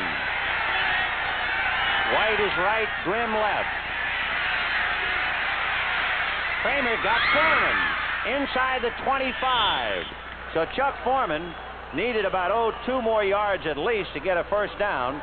We have 1 minute and 4 seconds left to go to the half as Monty Johnson and Ted Hendrick came in to make the stop. Once again, the scrambling and the improvising of Tommy Kramer. He doesn't look like any rookie I've ever seen, I don't believe. Not the greatest footwork in the world, but he got the ball to him. And when you got a guy like Chuck Foreman, what do you want to do? Just get the ball to him any way you can. He's going to make something happen himself. Ted Hendricks coming in there. The Stork. Chuck almost got out of the grasp of Monty Johnson. So the great Chuck Foreman has rushed for 39 yards. And Foreman figures to be very busy. He has caught 2 for 7 yards today. And there is one of the many stories. Tommy Kramer came off the bench down by 3 touchdowns, pulled it out against San Francisco, started a game and saw his Vikings down 21-0. And he has them very much back in the ball game, and especially if he can get them on the scoreboard now before the half runs out. And you've got to know, you can't tell it by his look, but you've got to know that the entire coaching staff is pleased with the performance they've seen so far. Outside of those early fumbles and missed exchanges with ball carriers, and that's Don Shinnick, of course, defensive coach with the Oakland Raiders. Man's about half nuts. Used to be my roommate in Baltimore. 2nd and 4 from the 23-yard line of Oakland. So Kramer trying to keep it alive. White in a slot right, inside Bob Grimm. Miller and Foreman, the running back. Kramer got away as he throws in the end zone. No good. Broken up by Willie Brown. Intended for Sammy White. How much you can say about Willie Brown? He's been around forever. 15 years of playing. Holder of several records for the Oakland Raiders. He's intercepted. There's a reminder at halftime, Brent, Phyllis, and Irv with scores and highlights from around the league as we start to get a definitive picture of the upcoming playoffs and eventual Super Bowl. So stay right with us. Sammy White threw a shoe going into the end zone. Probably one of the wings fell off. So he has to go up and get a new one. Give me one with 2 wings. 3rd and 4 from the 23.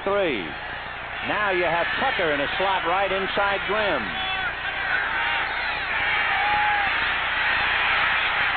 Broken up, a one-handed slap at the last minute to bring it down by Lester Hayes. And we ought to took him. Number 37, Lester Hayes, is the rookie who took the heat last week. Watch him knock it down. He was the boy beaten by Harold Jackson. Made up for it there. Kramer tried to force that one in there, as you saw. No reason for him to throw the ball in there. But then he is a rookie after all said and done. 53 seconds to go to the half. It is 4th and 4 for Tommy Kramer's club.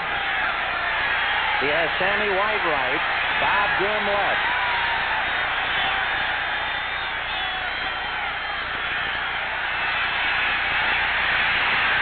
He's going to throw it, and it is just off the fingertips of Sammy White. Look at the delight on Lester Hayes as he comes off. He's a player. You got me last week, but you haven't got me yet today. Youngster out of Texas A&M. Take another look. Tommy Kramer's got an extremely strong arm. Question his choice in where he wants to throw the ball, though. He's trying to make something too much happen too quickly. He's trying to force the ball in there. Do not...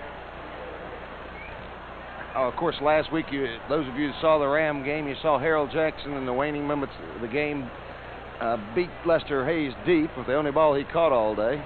That'll happen to rookies, particularly against a guy like Harold Jackson. So now Kenny Stabler gives it to Mark van Eeghen, and he gets out across the 25-yard line. He was following Gene Upshaw's block. You'll see the time ticking down. It is 21-7 Oakland as we're coming up to halftime. A very, very gray, dismal day in Oakland. A definite threat of rain. In fact, it was raining just 20 miles away when the game started. 2nd and 5 from the 28. Van Eeghen again behind Upshaw. Got it out across the 30-yard line. So Kenny will let the clock run down. So Kramer had 2 shots and couldn't do it. One on the interception and the other as he could not get the ball to Sammy White. So Oakland goes into the clubhouse leading 21-7 at halftime. It'll be interesting to see the adjustments and just what Bud Grant does. He tries to come from behind in the second half. So that's the picture at halftime at Oakland-Alameda County Stadium.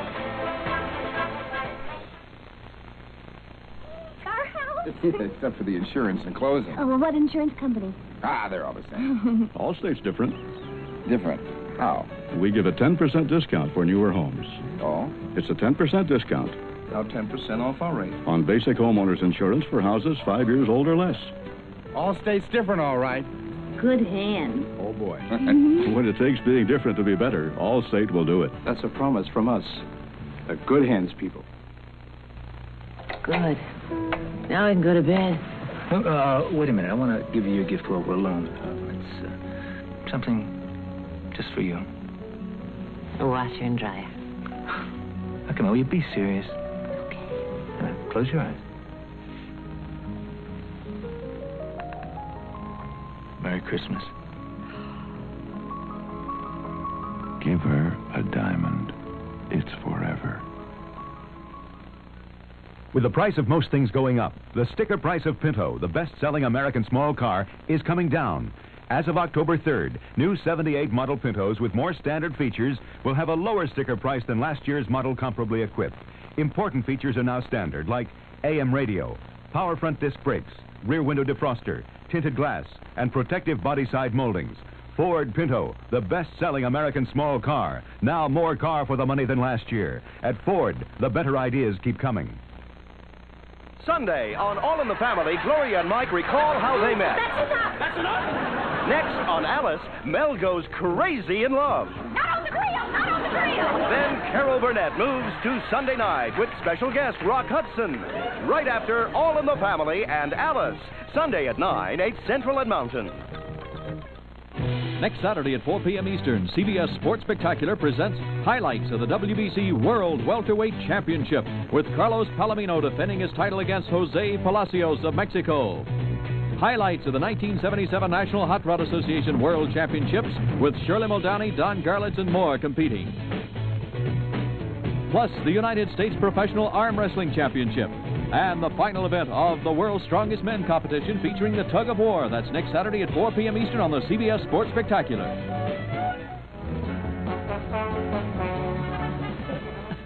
I was just talking to her. If neither of us can remember a day this wild in the National Football League, and you're wondering what went on, well, let's check in first down in the Superdome in New Orleans. The Tampa Bay Buccaneers had never won a game. They had tried and lost 26 straight times. Gary Huff, the quarterback today, hit Dubose, and this 39-yard play set up this touchdown. It was Huff to Morris Owens, and before it was over, John McKay had won it 33-14 over the New Orleans Saints. In Chicago today, the Bears had to beat the Green Bay Packers and also beat New York next week. For Walter Payton, he gained 163 yards on the day, pulled to within 198 of O.J. Simpson's record. He scored 2 touchdowns. Chicago beat Green Bay 21-10 was the final there. The Miami Dolphins, coming off their big win on Monday night, went up to New England to play the Patriots. The Patriots sacked Bob Greasy 6 times. Here's McGee, 14-10, New England a winner. But things were just beginning in the AFC East. Time running out. Baltimore trying to kill the clock against Detroit. They lead it right now. But the punt is blocked. Leonard Thompson covers up, and Detroit wins it 13-10. And now you're wondering who's going to go to the playoffs out of the AFC East. Listen carefully. If Baltimore beats New England next week and Miami beats Buffalo, then Baltimore goes. But if New England beats Baltimore and Miami beats Buffalo, Miami still has a chance to go. If the Colts beat New England and Miami loses to Buffalo, it's Baltimore. And if New England beats Baltimore and Buffalo beats Miami, it's New England, but please don't ask me why. We don't care, Brent. Let's check all of the scores around the league right now. In the second quarter, it is Denver leading San Diego 7-6. Oakland jumped all over Minnesota, as you know, 21-7 at the half. 9-0 Los Angeles over Atlanta at the half. Seattle beats Kansas City today, 34-31 the final there, and there it is again, Tampa Bay 33-14. Detroit and Baltimore. 13-10, the Lions pull it out, and it was Buffalo over the Jets, 14-10. And the score again from Foxborough, 14-10, New England over Miami. Houston beating Cleveland 19-15. Chicago down in Green Bay 21-10. And it was Philadelphia 17, the Giants 14. Back to talk to Leroy Selman of the Tampa Bay Buccaneers as the NFL Today continues on CBS right after these messages from your local stations. Sisnick's Community Center cut-ups masquerade as a street gang till Sisnick steps in. Wednesday night on CBS.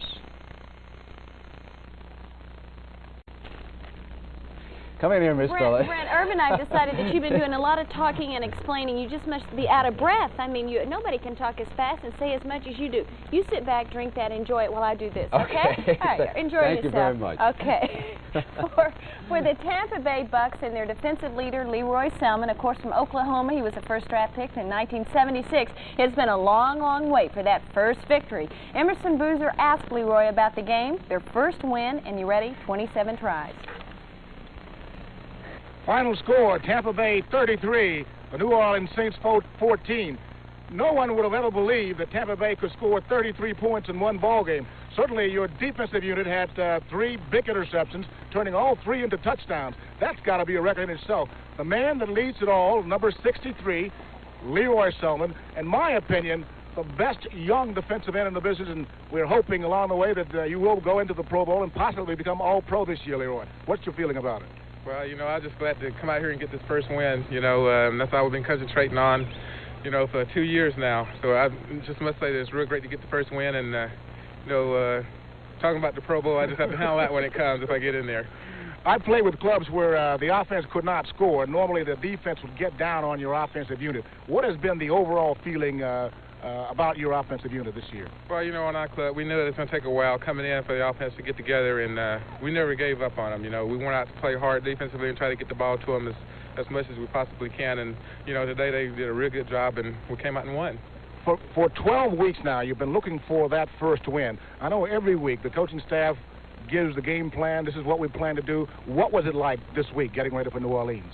Well, we just kind of planned as usual, going into this game. We knew it would be tough because, they have a real good offense. So we know defensively that we were going to have to play well, and we kind of figured that our offense might be able to put some points on the board. 33-14. Did you ever imagine that if you won it, it would be by that wide a margin? No, we never expected anything like that. We thought it'd been a real close game with maybe been 3 points difference. But it's just a great feeling to come out and win halfway big, and hope we can just keep it going. Thank you very much, Leroy. We're hoping that you will get all the credit due you, and good luck through the rest of the year. Right, one more to go, and I'll see you at Tampa next week. All right, thanks, everybody.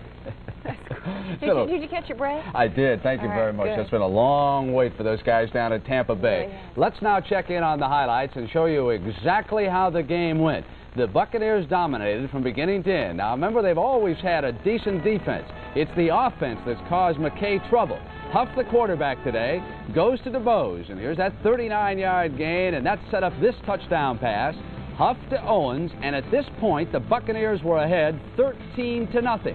Bobby Scott replaced Archie Manning. Manning was terrible in the first half. Pass intercepted for Gillum. That's Washington. He ran it in for a touchdown. It was suddenly 20-0. Buccaneers. Now it is Scott again. He wants Galbraith. Pulling out. Pressure coming. He's got a lot of time right here. And Richard Wood has analyzed this play. And over the middle, picks it off. It was underthrown badly. And suddenly it was 26-0. Archie Manning came back in off Hank Stram's bench. He's trying to hit Herman right here. And Herman down at the 15 makes the catch. And finally, the Saints were able to get up on the scoreboard. Manning rolling in. Kick was good. It was 26-7. Manning still trying to rally the Saints. And watch the pressure because this tells it all right here. Final score, the Tampa Bay Buccaneers 33 and the New Orleans Saints 14. And Irv, what have you got?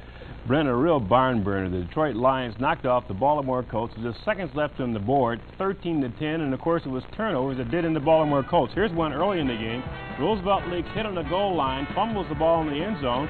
Detroit recovers it. A few plays later, Steve Mickemeyer comes in, kicks a 25-yard field goal for Detroit, and they take an early 3-0 lead. But the Baltimore Colts get back when Tony Linhart responds with a field goal of his own, and it's all tied up 3-3 in the third quarter. Danielson goes to work here for Detroit on the 20-yard line. Hits number 45, Ray Jarvis. Watch this. Nice catch, and he's pushed out along the sideline, and Steve Mickemeyer kicked another field goal. Late in the game, Bert Jones goes to his favorite receiver, Lydell Mitchell. He brings it in, goes all the way in for a score, 10-6, and it was really over, folks, or was it? 14 seconds left to go in the game. Block punt, Leonard Thompson blocks it, picks it up, goes in, and Detroit wins 13-10. What an incredible game that was, and it came right on the heels of the Miami-New England game. They played that in Foxborough. The Patriots went in favored by 4. Here's Grogan now, looking for that youngster, Stanley Morgan, with tremendous speed down to the Miami 32-yard line. And that set up this play, 40 behind Cunningham, and it was 7-0 Patriots. Greasy back to pass, and this tells it all as far as the Patriots defense is concerned. Sacked 6 times during the afternoon. And here's Cunningham up over the top. It was 14-0. It looked like an easy win for New England, but Bob Greasy didn't quit. Back now looking for Nat Moore, who certainly deserves to go to the Pro Bowl this year, doesn't he? It was suddenly 14-10. Now the Patriots trying to run the clock out. And Grogan on the keeper fumbled, and Miami had another chance. Greasy over the middle, just about a half a step in front of his intended receiver, and the final score 14-10, and we go to the final week, and all 3 of those teams still have a chance to go to the playoffs, but Oakland is already in. And the NFL Today will continue on CBS in just a moment.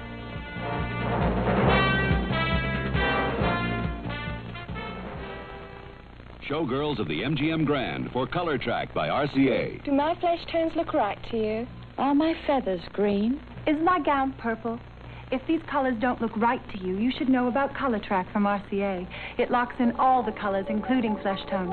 Getting the color right is what Color Track is all about. Before you see the Color Track system grabs it, aligns it, defines it, sharpens it, tones it, and locks the color on track. RCA is making television better and better. When do you say Budweiser? After doing this about 3,000 times a day. After a hard tennis match with my friend Ron. As soon as I knock this ball out of the park. When do you say Budweiser? It's everywhere. When my mother-in-law leaves town. After a long night in here. Or when you say Budweiser. Let me hear you say it, people. Budweiser. You have said it all.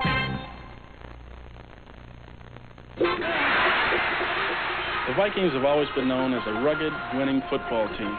But then, you have to be pretty tough just to watch a game in Minnesota. Hi, I'm Doug Sutherland. I love the outdoors. So for me, Minnesota's a terrific place to live. They call this the land of 10,000 lakes.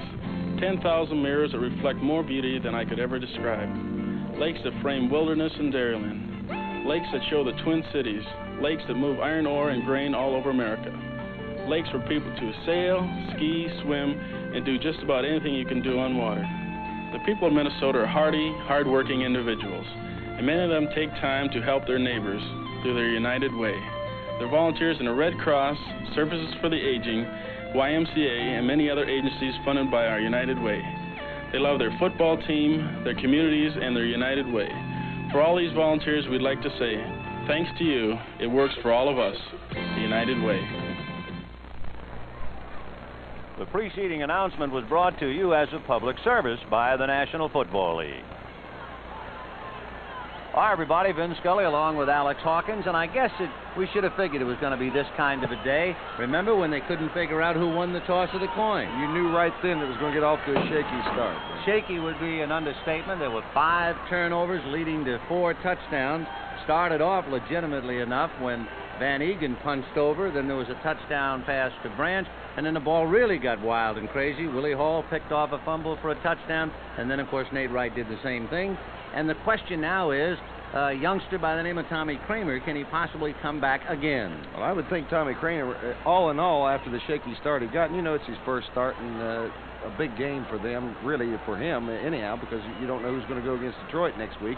So you can expect things like that. But turnovers is the name of the game in this one. Out of the 5 turnovers, 4 of them resulted in the scores. And, of course, anytime you give Kenny Stabler a lead, you're in deep trouble. You're dead then. Kenny Stabler last year, of course, 66% of his passes, not quite as well this year, but you know he can give him time in with the receivers he's got, as good a receivers as they are, he can kill you. Well, just a moment ago, you saw Doug Sutherland. The question now is, will we be able to hear from the rest of the Minnesota Vikings? The Oakland Raiders got out in front to a 21-0 lead. They're leading 21-7, and it looked like Kramer might be able to get the Vikes in for another touchdown, but that high pass went off the fingertips of Ahmad Rashad, and, of course, the resulting interception. All in all, what I've seen of him, I'm very much looking forward to the second half and the rest of his career. So Tommy Kramer and the Minnesota Vikings trying to catch up, and here are the numbers. It looks all right as far as first downs are concerned, but the time of possession, the Raiders 19 minutes to the Vikings 10. They were able to run off 9 more plays. But the one stat that is not really there would, of course, be the turnovers. We told you at the start of the game that it was raining about 25 miles away. Well, it has taken that long, about an hour and a half, and the rains are coming to Oakland. Whether they're just a light shower or not remains to be seen. How many times do you hear the rain cheered? It's that kind of a day. The lights are on, and we're ready. Oakland kicking off to Minnesota. Manfred Moore on the 2-yard line. To the 10, 15, 20. Not quite to the 25. Terry Robisky brought him down, and now Minnesota trying to move the ball when time ran out in the first half, and we'll see what they will come up with. Brent McClanahan is back in there. Robert Miller played a good portion of the second quarter, but McClanahan is back in there with Foreman. Sammy White goes left. Grimm goes right. Ahmad Rashad, who has a sore back, took a pretty good lick late in the second quarter. Foreman really upended by Willie Hall, who scored a touchdown. You remember earlier when he picked off the fumble. Willie really put the blocks to him. Willie played football at USC. He was originally drafted by New Orleans, a javelin thrower, and also a halfback and fullback thrower. Look at all the Raiders, the way they tape up. I don't care what kind of day it is. They always look like they're cold. Maybe that's silver and black, but they always look like they're cold. You don't mention the word cold when you're playing Minnesota. 2nd and 9 from the 24. Play action takes to Foreman. They dump it off to Foreman, and he gets just about to the 35-yard line. Monty Johnson bringing him down.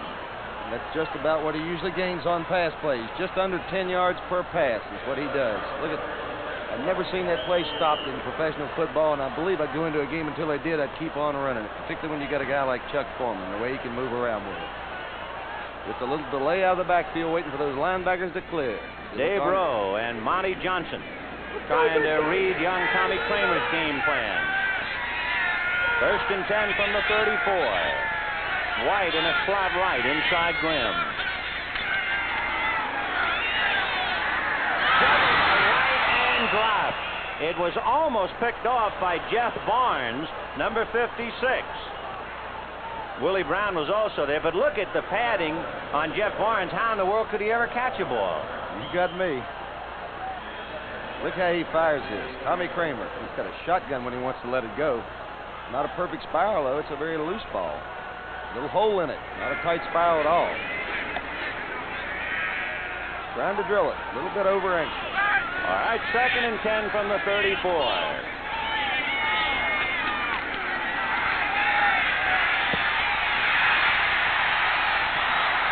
Somehow he got away from Willie Hall and John Matusak, but he couldn't get away from Otis Sistrunk. It's been the story pretty much all day for young Tommy Kramer. Offensive line of the Minnesota Vikings is just not giving him any time to throw the ball at all or set up. He's had to scramble and improvise just about all the time. That time, John Matusak and several others, just a host of them. So there's Otis Sistrunk. His cousin Manny has to feel pretty good today. The Philadelphia Eagles knocked off the Giants. Of course, for Otis, He's had to play it the hard way to get here. 3 years semi-pro at Norfolk. 3rd and 17 from the 27. Foreman. But they spot him and stay with him. Matusak, the first man to make contact with Monty Johnson. So Monty stopped that play, and that means Neil Claybo will come in to punt. Neil Colsey will go deep to the Oakland 30-yard line, and Minnesota stymied in the first series of the second half. Claybo averaging 39, his longest kick of the year, 69.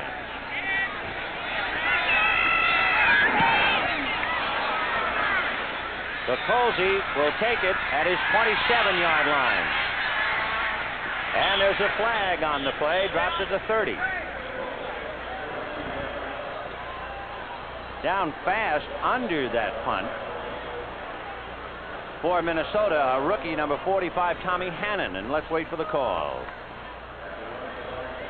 It's a clip against Oakland, a 42-yard punt with no return.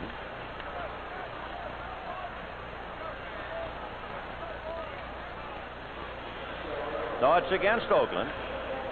So 1st and 10, the ball on the Oakland 16-yard line. Tripping, number 42. So the penalty against Oakland, that'll slow them up a little bit. And Stabler will put it in play, 1st and 10 from the 17. Bolitnikoff is wide right and Branch left. The tight end Casper on the right side. Clarence Davis, deep belted by Fred McNeil. They're getting a lot of play out of their number 1 draft choice. As I said earlier today, Vin, their number 1 draft choices, they just don't seem to miss on them. They just hit on every one of them. All those linebackers. By the way, we'll be looking for Jeff Seaman, number 50, because Seaman was shaken up, and he is not in there. Scott Studwell is a middle linebacker, and he's a rookie going for Minnesota. Van Eeghen and Carl Eller made a very good play to bring him down. He really did. He just overpowered Henry Lawrence that time. It was no contest. Carl Eller has a couple of sacks today, picked up 2. You talk about durable. Carl Eller has missed only 1 game since the 1964 season, and that was the opener last year when he broke his thumb. He had played in 168, and after that he has played in every one. 3rd and 8 from the 19. Clarence Davis and Ellis, Studwell, and Page all ganged up on that one. Studwell, a rookie and number 9 choice for him. He played at Illinois where he made 177 tackles at Illinois to break Dick Butkus's record there, tackles in a career. So Kenny Stabler is stymied, just as Tommy Kramer was stopped. Playing a little hard-nosed now. Oakland 21, Minnesota 7. Manfred Moore back on his 40, and Ray Guy. A low average, but remember, 2 of them he was just trying to kick out of bounds inside the 20. 1 he kicked out on the 3. Now he can let out. Ball hitting on the 47, and Moore cuts the ball. And we'll have to wait and see who finally got it. It'll be the Vikings' ball. The Vikings are hollering that they touched it. Manfred Moore having a shaky day. It'll be their ball because no one had possession on that. The only time that you can turn it over is if Oakland had got possession before they fumbled it out of bounds. Everybody went down, including the officials. And Minnesota will put it in play, trailing 21-7. The IBM Series 3, a copier duplicator that does it all. This button gives you copies on both sides. This button gives you reduced copies. This button collates. And to feed it, you don't even have to press a button. The IBM Series 3 copier duplicator, a copier duplicator that does it all. America's best-selling new car in history, the new Ford Fairmont. What's behind Fairmont's success? Fairmont's mileage, highest EPA mileage rating of any midsize car. Fairmont's roominess, more room for the money than any other car. Fairmont's price, lowest sticker price of any midsize car. Test drive America's best-selling new car ever at your Ford dealer, where the better ideas keep coming. So it'll be 1st and 10 for Minnesota on their own 30-yard line after Manfred Moore's muff of the punt by Ray Guy that traveled 52 yards. 21-7 Oakland. 10-14 to go in the third quarter. Grimm is right, White left, and Voigt on the left side.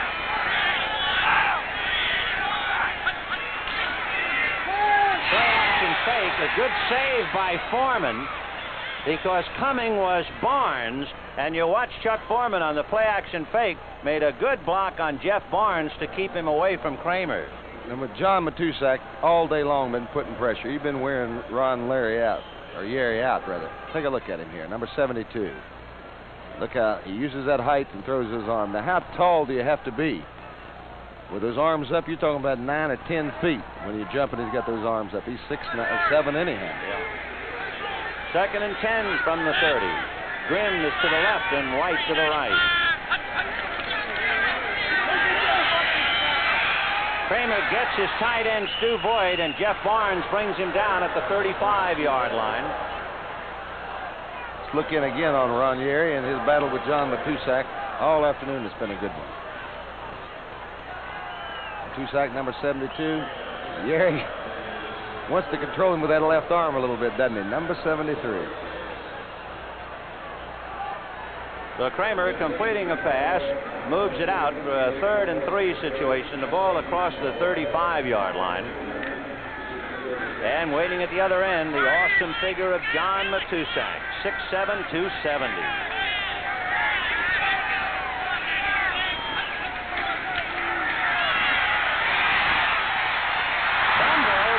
Picks it up again. There's a flag on the play. And hit by Willie Hall. Finally goes down at the 40-yard line. Have you seen a more aggressive quarterback than that? He lowered his shoulder on Hall. However, there's a flag way back, and I think there's going to be a clip against Minnesota. And it might have been the fellow who was clipped was Jeff Barnes.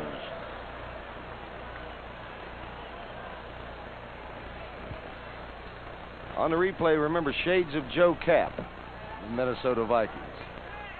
Kramer is just used to running now. He's not even counting on it. He just drops it, goes back to get it. The thing that impresses me, Ben, about this one is the way he sees Willie Hall coming. And look how he seems to run at him a la Jim Taylor. He delivers a blow to him. Now, how many quarterbacks do that since Joe Cap? And finally, Hendrick, and then the same Willie Hall knocked him down. Holding, number 33. Brent McClanahan was guilty, and the party he was guilty of holding was Jeff Barnes. So it'll be 3rd and about 14 from the 26-yard line. 3-man front again. Now Pat Toomey comes back in to put a little heat on. White goes left and Grimm right. So Ahmad Rashad evidently banged up. There goes Chuck Foreman. Jack Tatum finally bulldogs him down shy of the 35-yard line. We're looking across the field to see if we can pick off Rashad, because he is so important to the Minnesota game plan. And ever since he took a good shot in the back late in the second quarter, Bob Grimm has been playing and Rashad has been out. Rashad got a lick in the back last week. Someone caught him in the helmet. It was questionable a little earlier this week. So Neil Clabo punting again, and deep is Neil Colsey at the 20. Blahack missed him. He's still on his feet and finally swallowed up. Matt Blair, among others, got him. So it'll be 1st and 10 as Oakland, leading 21-7, will put it in play. Stop off at our Goodrich dealer, Stanley. We must have the radial tires rotated. Have them what? Rotated, sir. Put the front ones in the back and the back ones in the front. Move them, sir, so they'll wear more evenly. The Goodrich dealer says they'll last longer. How ingenious. No wonder those clever Goodrich people made that marvelous blimp. Stanley, do you ever wonder why you're up there and he's back here? Tires you can trust. B.F. Goodrich. The other guys. Excuse me, ma'am. We'd like to take away their Schlitz and have them try our beer. You want to take away their Schlitz? You want to take away their gusto? You're cute. Dumb, but cute. You want to take away their Schlitz? Their gusto? You're going to end up a cornerstone in a high-rise. They're going to turn you into an off-ramp on the interstate. Take away their gusto. If you don't have Schlitz, you don't have gusto. Probably you don't have beer. Schlitz. The roughest gang in town drafts Sisnick as their leader. They told me you ripped out little Louie's tongue. Don't miss Sisnick. Wednesday, right after Good Times.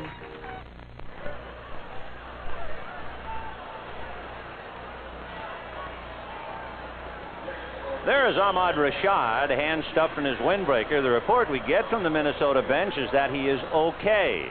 The last we saw him, remember, that a high pass went off his fingertips. He took a shot and he hadn't been in there since. 1st and 10 for Oakland on their own 25. And a quick out is picked off and dropped by Bobby Bryant.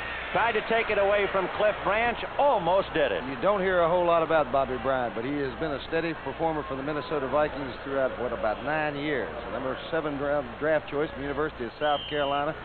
He has been outstanding. 39 career interceptions and almost 40 right there. Yeah, last year he was slowed up, he suffered a broken arm in camp, so he surrendered his job for a while, but he's back in business Doesn't again. weigh but about 180 pounds. 2nd and 10 from the 25. Branch in a slot right. There goes Mark van Eeghen, pulled down. And it was Studwell, Scott Studwell, a rookie out of Illinois, who is playing for Jeff Seaman. There's double fives. He's put together 6'2", 225.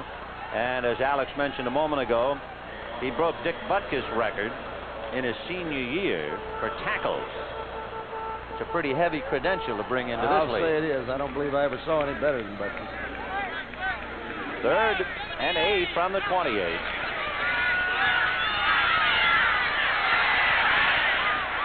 Off the hands of Biletnikoff, and Jeff Wright was right with him. On the sideline, there is Jeff Seaman. Well, that's something they ought to run back, because you don't see Biletnikoff miss that many passes in an entire year. That's a nice scene, too, of Seaman congratulating Studwell. Look at that blocking up there. Breaking down the pocket pretty nicely, though. Stabler just waits. He just waits for those receivers. They're so well schooled that they keep moving into various zones. They're a strong passing team. So Ray Guy, who's been pretty busy, and so is Manfred Moore. Remember, Moore muffed the last punt when he slipped and fell down. 7:44 to go in the 3rd quarter, and it is 21-7 Oakland, picking up 21 points before the chairs were warm here in the Coliseum.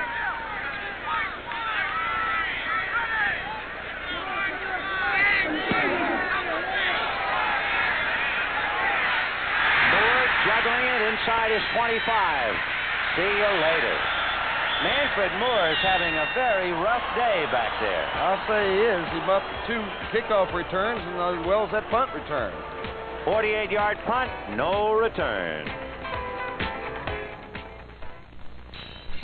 My knuckles tore my shirt. Now I've got acid indigestion, gas. Poor baby. Who are you? Mother Tums. Oh, help me, Mother Tums. Here. Tums for the tummy. Are they strong? Tums are strong medicine. For neutralizing acid, Tums are 1/3 stronger for the money than the other leading tablets. Mother Tums, I'm relieved. Good.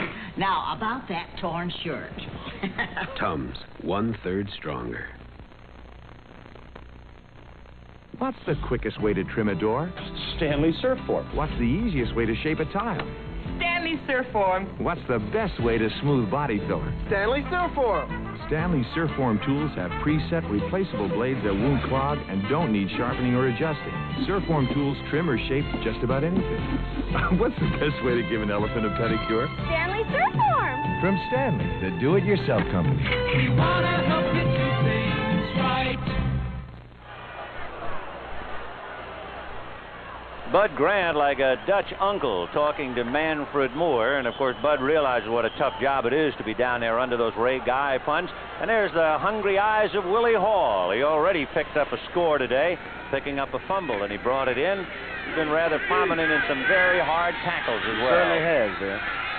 1st and 10 from the Viking 26.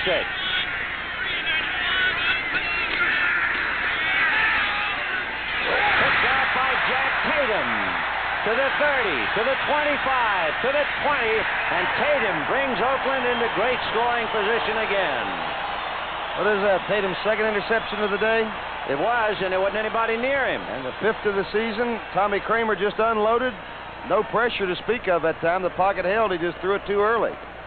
His man is cutting away from the pass. Yes, if you see, if he'd have thrown it at that time, he'd have curled in behind that linebacker. But then again, he is a rookie. Tatum has been outstanding. What a tough ball player he is. No cheap shot artist about him, brother. He's a tough football player. So here comes Oakland now, leading 21-7. 1st and 10 on the Viking 18. Mark van Eeghen gets down to about the 15-yard line. Big Mark Mullaney, double sevens there to pick him off. We talked before about the Minnesota defensive line, saying that they have 4 first-round defensive linemen. Carl Eller, first round in 1964. Alan Page, first round in 67. Mark Mullaney, first round in 76. And James White. 2nd and 7 from the 15. Plants runs away from 2, and Jeff Wright, along with Bobby Bryant, bring him down for a loss on the play. You don't hear a lot about Jeff Wright either, but he could be an outstanding football player. He is an outstanding football player, but 5 knee operations has hampered him some.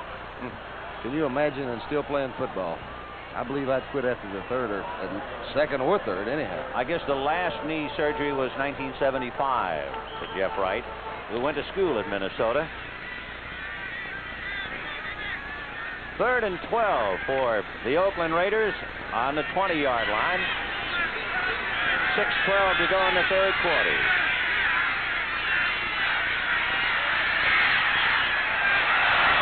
Stabler intended for Dave Casper. Paul Krause almost had a shot at it. Jenny Stabler, you just can't tell. You know, Casper has had such an outstanding season. It's the first time I believe he's gone to Casper all day. I'm a little bit surprised with that. Look at it from ground level. Look how his eyes shifted off of his back coming out of the backfield onto Casper's. Threw him into trouble that time, though. Oakland feels the league has really taken unfair advantage of Casper. But right now we'll see Errol Mann out of a hole by David Hump. The ball spotted at the 32-yard line. Excuse me, the 27-yard line. It'll be a 37-yard field goal. And gets it up. It is no good. Mann has missed now his last 4 field goals, 3 of them, and now the last 4 straight, so he's in a slump. He's 17 for 24. I believe that's the first one he's missed inside the 30 all year. It'd be a bad time to go cold, wouldn't it? Yeah, inside the 30 he was 6 for 6. Well, as Errol Mann chewing at himself, we'd like to remind you there are 2 candidates for Town's Businessman of the Year award. One is Maud, the other Walter. Things should be interesting when Maud comes your way tomorrow at her new time, 9, 8 Central and Mounted. 1st and 10 from the 20. Foreman with Goodrum blocking out in front. But Goodrum could only handle 1 man, and Willie Hall was able to handle Foreman. Take a look at Willie Hall, who's had an outstanding afternoon. I don't know how many tackles he's been in. A little misdirection step by Foreman there. Watch Hall come into the picture. Hello. Goodrum did his job. He took out Jeff Barnes, but there wasn't anybody to handle Hall. Couldn't have been. That's a picture tackle right there. Wrapping his arms around. That boy, Willie. 6'2", 225, 28 years old. He can play. 2nd and 7 from the 22. Sammy White in motion. Fake by Kramer to White. And he throws it to the suburbs, and there's a flag on the play. He tried to get that defensive back to commit himself like that with a pump and then take off. He had him beat, but the safety came over. There was nowhere to go, and then White For some reason or another, Sammy White quit running on the play, gave up on it.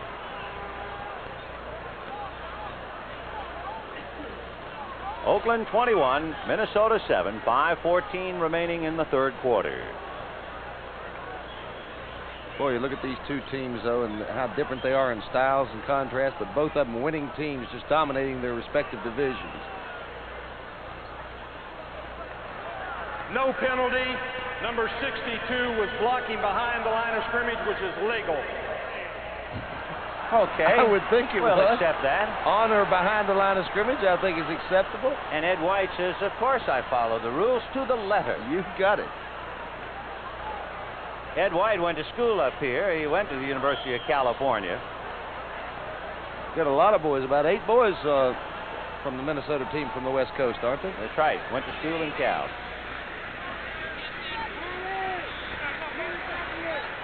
Ed Hendricks started out with the Baltimore Colts onto the Green Bay Packers and finally settled in right here. And what a guy he is.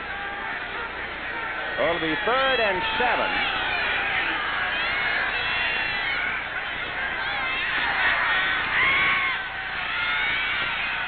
Kramer's got Sammy White. And Neil Colsey has White. And that will be enough for a first down. As we mentioned, Colsey, it was questionable whether he's going to play or not today. He was banged up last week. They drafted him originally as a punt returner. He's played every position in that defensive backfield for the Raiders. Kramer, I like the way he stands there. I like the way he stands there. Dave Rowe getting his arms up. He found the passing lane there and hit Sammy White. So after the missed field goal, the Vikings took over on the 20. They've moved it to the 37, and they have it 1st and 10. White goes right. Bob Grimm playing for Ahmad Rashad, wide left.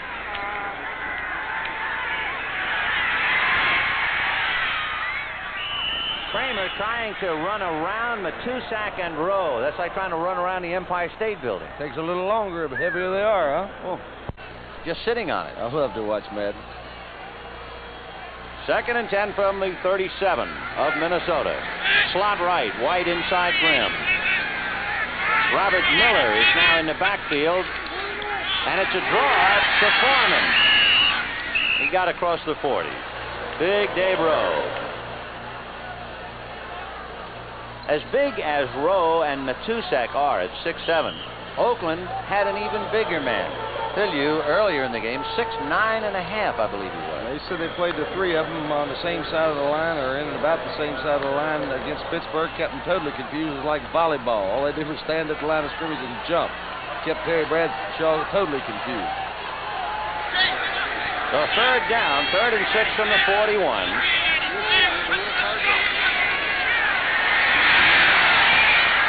Off the hands of Bob Grimm. Willie Brown was defending.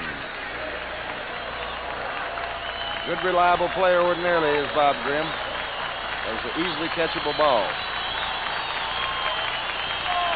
So the Oakland defense able to stop Kramer again. And Neil Kloibo will be punting. He's been busy, and Neil Colsey again goes back on the 20-yard line of Oakland. Good average for Kloibo, a little better than 40 yards a kick.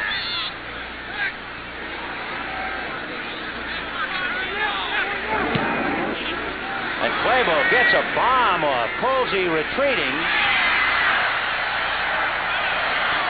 And he'll get across the 20-yard line. Sammy Johnson, a fullback on the offense, able to make the tackle and bring him down. 3:29 to go in the third quarter. Oakland 21, Minnesota 7.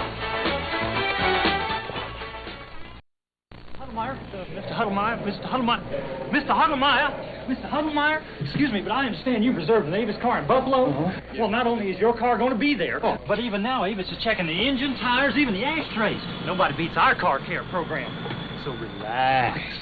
Avis wants you to enjoy your trip in the air and on the ground. Reach out home, Avis. Avis, we don't know another way. Have a nice trip. Oh. Mr. Chester. Wow, hi, kids. We want a camera. It's a present for Mom. Well, how much do you have? This. Well, your mom will like a camera that's real simple. Polaroid's one step. You never focus. Just point it, press the button, and the motor hands you the picture. The SX70 colors come up sharp and clear in minutes. Boy, Mom's going to be surprised. We'll take it. Polaroid's One Step, the simplest camera ever.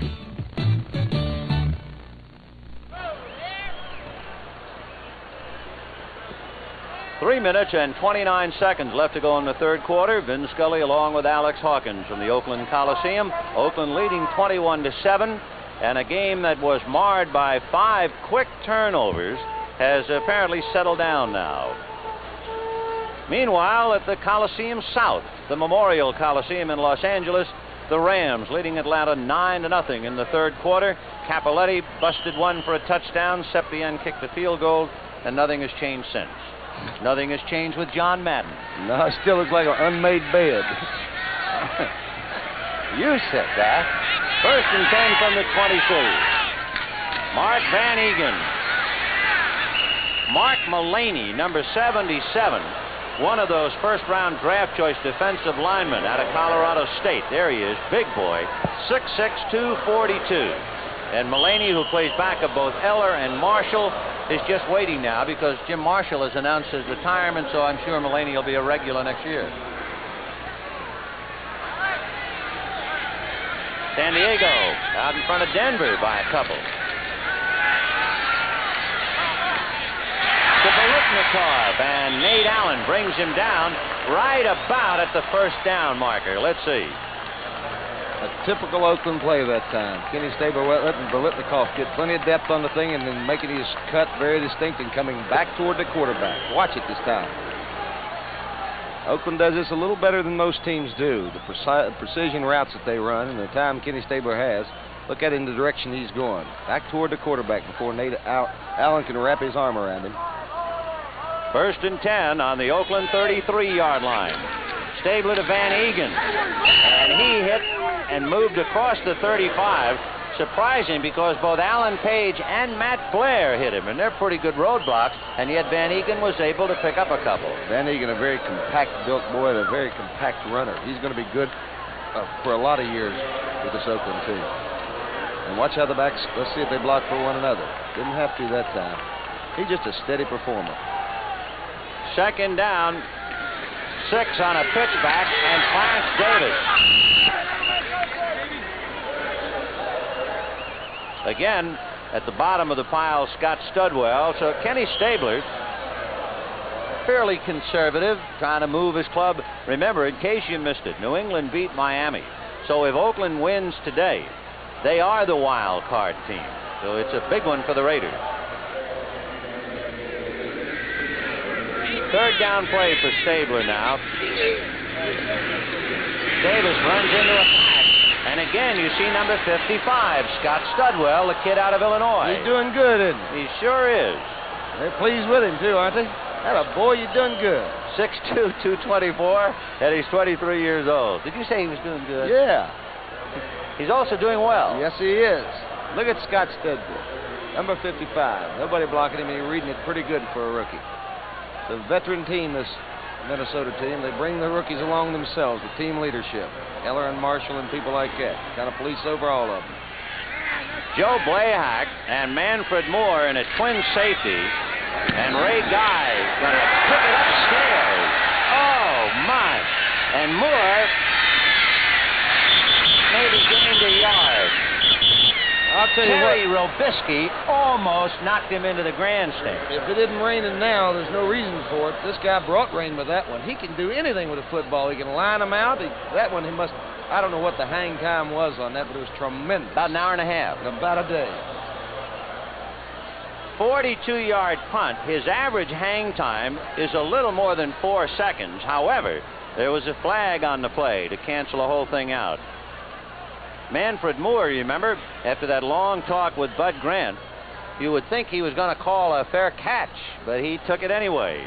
It's been a tough day for Manfred, but he's not going to back off from anybody. And let's see the penalty. It's fun to watch Ray Guy kick. I'm looking forward to the next one. Ineligible downfield on the punt, number 29. Fourth down. So a little over anxious. And they get down underneath that. You begin. So Guy will just back off 5 yards and try it again.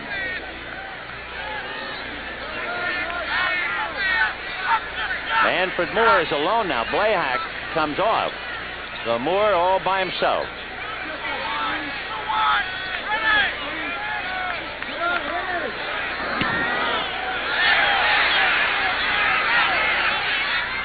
Ball almost hit Morris Bradshaw, and Bradshaw will down it right there. So no return, no handling at all. A 38-yard punt by Ray Guy. Manfred Moore never had a chance on that one. When he hits it bad, he still gets 38, 40 yards out of it. You know, at one time, he kicked one 90-some-odd yards. 93 yards, in fact, in college.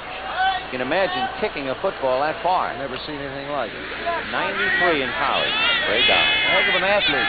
Played basketball and baseball in college, too. First and 10 Vikings on their own 29-yard line. 21-7 Oakland. To Sammy Johnson. And Johnson trying to get out of the way of Willie Brown. Spins out of bounds. Stopping the clock. 17 seconds left to go in the third quarter. About as safe a pass as you can have in professional football as you see Tommy Kramer running out there in the direction of the receiver and running in that direction. Absolutely no imagination, but absolutely no risk of interception on something like that. Sammy Johnson, by the way, played for San Francisco. He came to the Vikes in the Jim Lash trade, so they know him up here in the Bay. 17 seconds to go in the quarter, 2nd and 3 from the 36. Kramer, bootleg, but they're there, and a flag on the play, and a fumble finally picked up by big Mike McCoy out of Notre Dame, but a flag and a whistle. McCoy, 6'5", 275, a growing boy. He just puts it on his hip, a la Eddie LeBaron. Goes around to the outside with the full intent of running Ranieri out and block it in front of him. Let's see if we can see where the ball came loose. There it is. Mike McCoy, open field runner.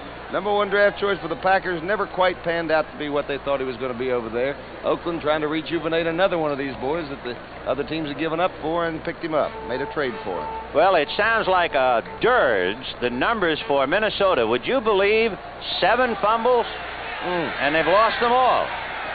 So McCoy, the latest Oakland hero, 1st and 10 from the 32.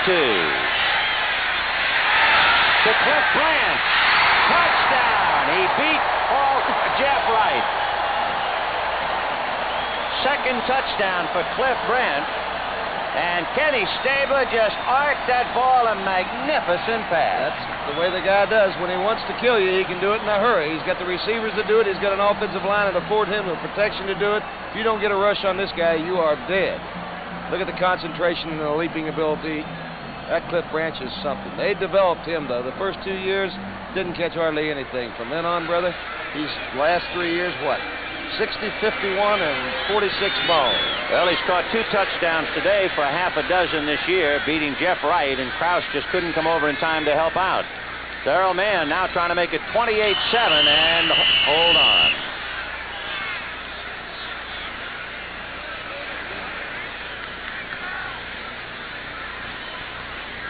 Two seconds left to go in the third quarter. Offside. So the penalty on the ensuing kickoff against Minnesota.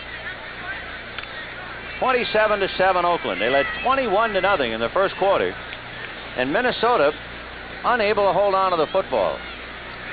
Turnovers, as Bud Grant said, will kill you, and they were -16 going into today's game, and certainly minus more now. 23 skidoo about now, and it is 28-7 in favor of Oakland. So Minnesota looked like they were going to get back in the ball game when Kramer had that drive in the second quarter, but there was an interception, and once again, Bud Grant talking quickly first to Manfred Moore, and that's Bob Tucker. A reminder, next Saturday at 4 p.m. Eastern, CBS Sports Spectacular presenting highlights of the WBC World Welterweight fight between Carlos Palomino and Jose Palacios. Then we'll have the National Hot Rod Association World Championships. Shirley Muldowney, Don Garlitz, Don Prudhomme will be seen. The finals of the United States Professional Arm Wrestling Championship, and competing at the final event of the World's Strongest Men competition featuring the tug of war. All coming next Saturday, 4 p.m. Eastern on the CBS Sports Spectacular.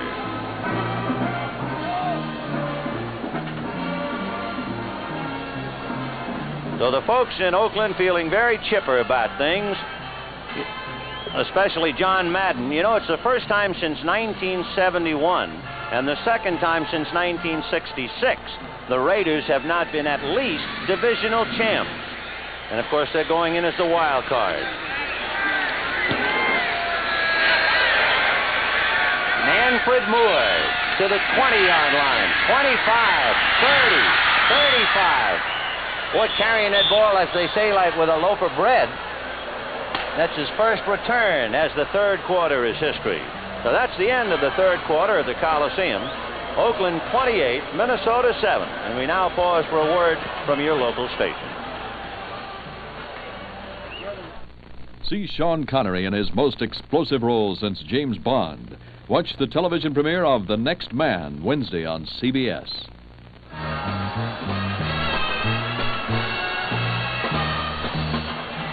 Well, if charity begins at home, it has worked in reverse here because the charity comes from the visitors. The Minnesota Vikings fumbling the ball away, and each time they do, Oakland has been able to cash it in 4 times for touchdowns. And they are leading now after the latest fumble, 28-7. And John Madden, although he doesn't look it, has to feel a lot happier about things now as we start the fourth quarter. 1st and 10 from the Minnesota 38.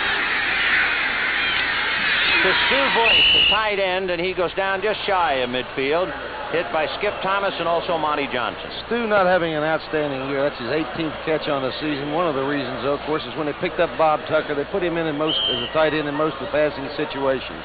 However, when the Minnesota team historically gets in trouble, they don't hesitate a moment to go into Stu. They'll spot it at the 49, 1st and 10. White in a slot left. Inside Bob Grimm. And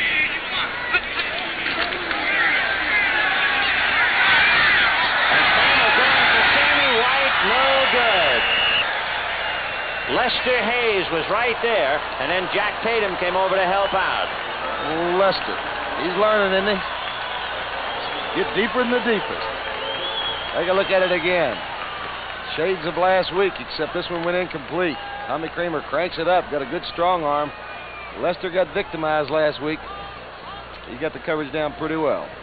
Just barely overthrown that time. Similar situation as last week, wasn't it, Ben? Yes, the fourth indeed. quarter.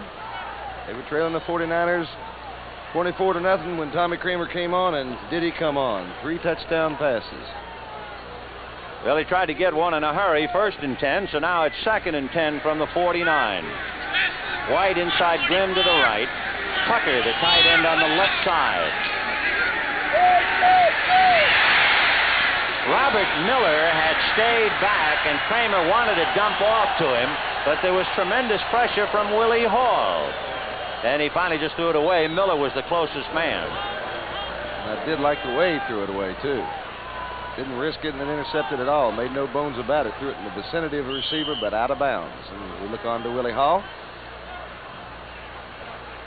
Willie's a better football player than I'd imagined to be. He's done well today. There are the conversions. Neither club setting the world on fire in that department. 3rd and 10 from the 49. Sammy Johnson and Robert Miller are the backs.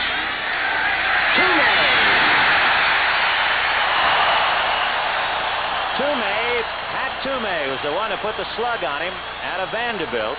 He's only 6'6", 245. That's why they traded for him, to get the big pass rush. They saw him play against John Kolb of the Pittsburgh Steelers, and they figured if such a situation came up in the playoffs and we needed a guy to beat Pittsburgh, this might be the answer.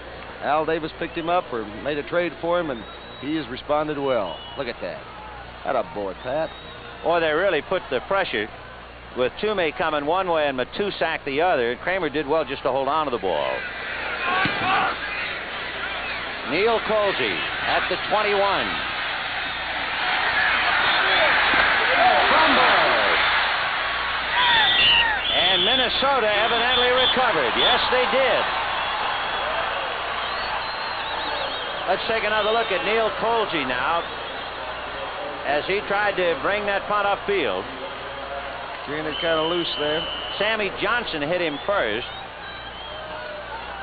And down under there, Matt Blair was the one who recovered the fumble for Minnesota. And there's Matt coming out. He has a habit of doing that. He's right there when the ball is loose.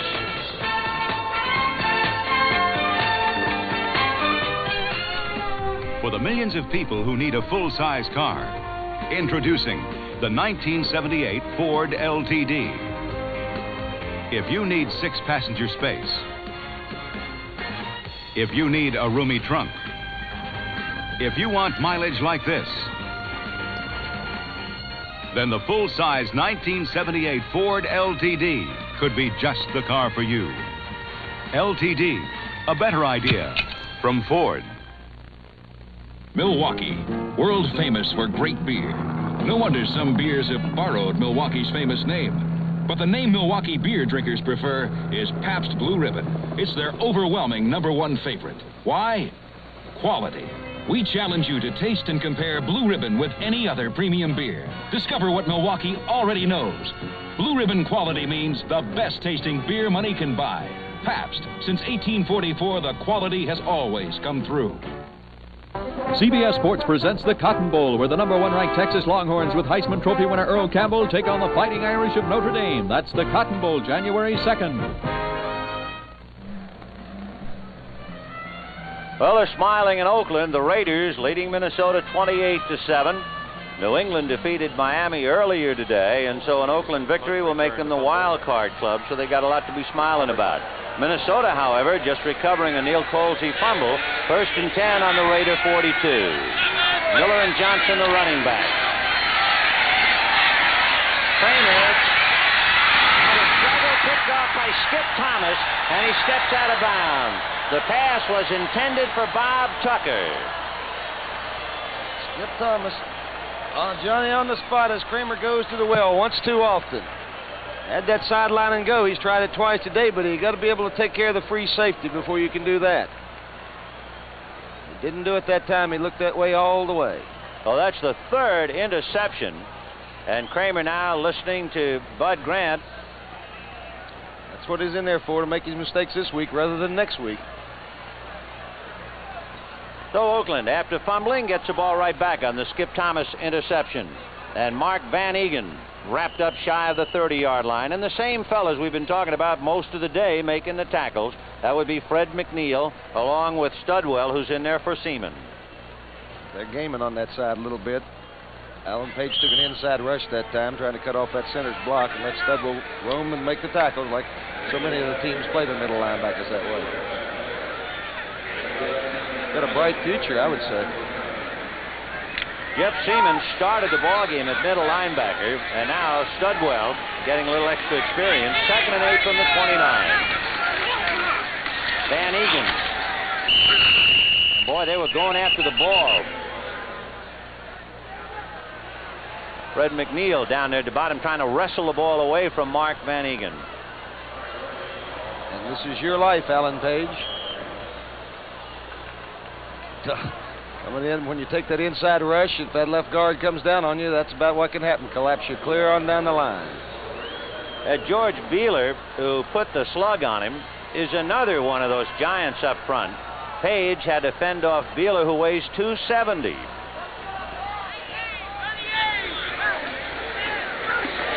Clarence Davis.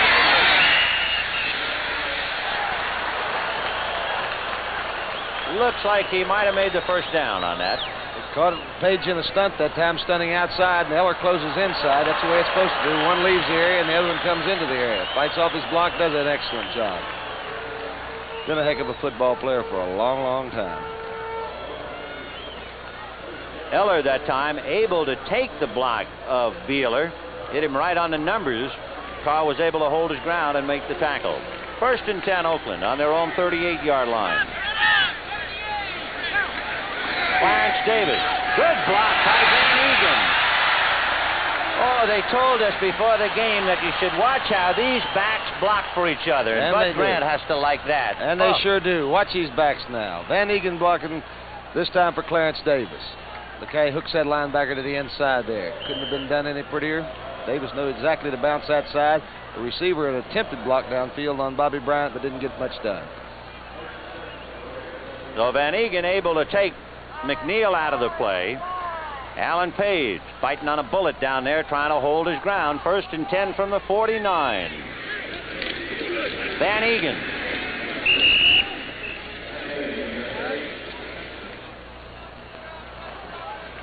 Mark van Eeghen out of Colgate. And, of course, at Colgate he made his presence felt because he was the first and only Colgate back to rush for 1,000 yards. When he came into the big leagues, he has been a workhorse. Mark Mullaney, number 77, just 1 year away from being a starter for the Vikes. He was a first-round draft choice in '75. Here comes Van Eeghen. He has Beeler out in front. He knew where the first down marker was, didn't he? He sure did. They had both Upshur and Beeler. The guards were leading the way. Watch it. Watch how he bounces outside. That's Mark van Eeghen. Follows his block and waits for it. He could have cut it up that time, but he decided he saw some daylight on the outside. Now watch how he goes for those yard markers there. Lowers his shoulder to make sure he gets it. You see it drop there? And Ben, you got a report on that Los Angeles game. Yeah, they have suddenly broken it open. It had been 9-0 since the first quarter.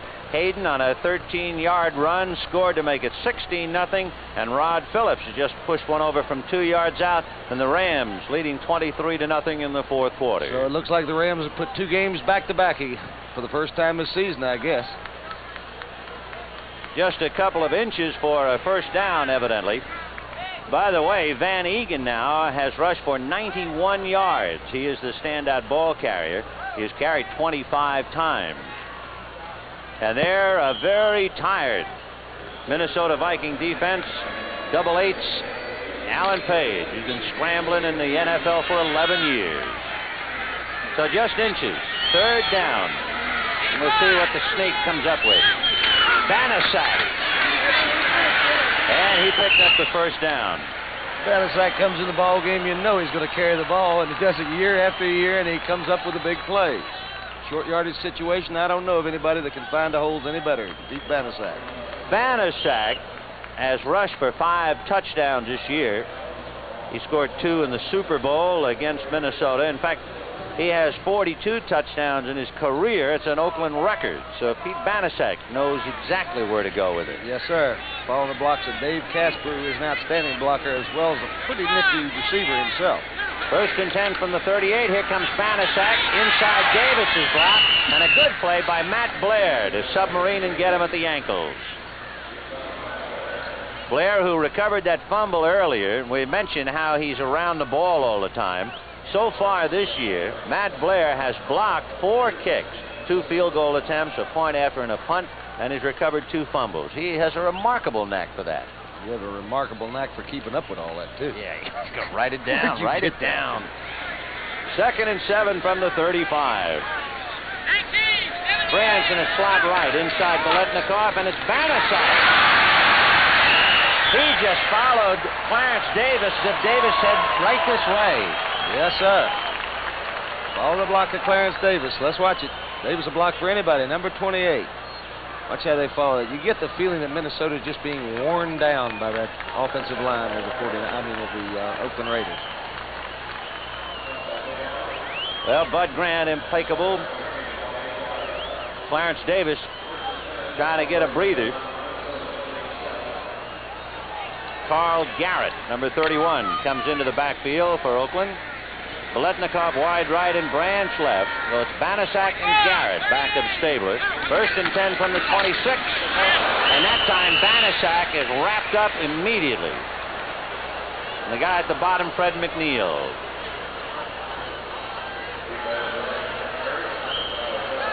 John Madden giving his great running back Mark van Eeghen a breather, along with Clarence Davis. We like the kid with Madden by his general appearance, but I'll tell you what, you judge a coach by one thing, and that's his one-loss record. That's the winningest coach in football. Winner of about 79% of his games, 78% of his games.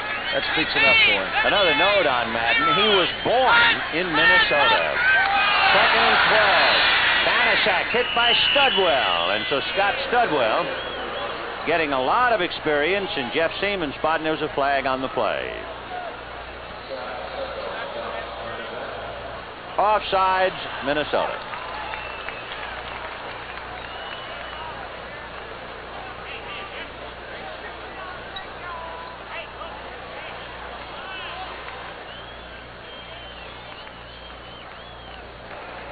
Offsides, number 81, defense. So Carl Eller trying to get a jump. 7 minutes and 33 seconds left to go in this one. Oakland 7 minutes away from the wild card. And for Minnesota, trying to heal and get ready for a most important game next week for them with Detroit. They don't look like a team that's going to panic, do they? No. Getting ready for the Lions next week. There goes Van Eeghen. Got to the 20-yard line. Van Eeghen, now a workhorse, has carried the ball 26 times. What we say, Walter Payton carried the ball today for about 36, I think. 34, 36, yeah. Payton has rushed for over 1,800 yards now with one game left, and that'll be next week. We'll see him go against the New York Giants. I can't wait to see him. I really like to watch that boy play. He is something else. So a 3rd and 3 for Stabler from the 19. And it's Van Eeghen. And he just runs over people, and he's finally brought down by Tom Hannon. Big blocks there by Henry Lawrence, and let's take a look at it. Lead block in there. Who was that? 46. Bankston. And Van Eeghen now 27 carries for 104 yards.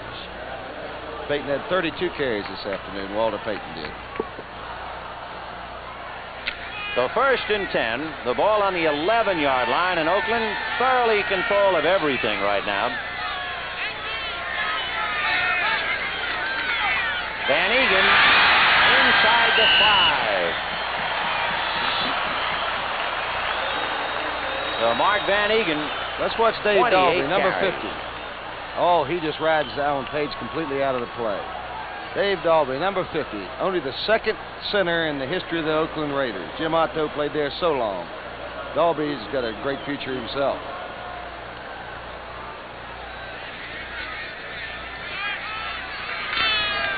So Tom Hannon goes out of the ball game.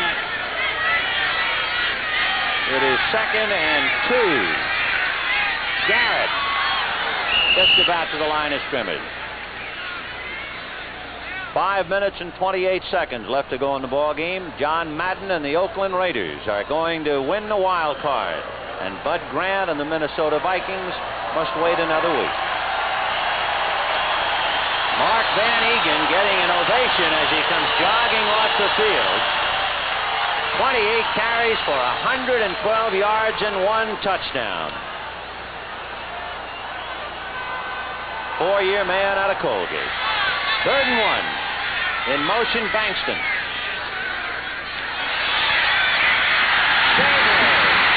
All alone is Carl Garrett to make it, and then Matt Blair on top of him.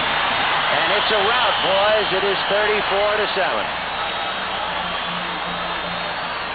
All he wants to do is win. He has a way, though, when he decides to throw the football, which is what he does best, of course. He can put the hurts on you.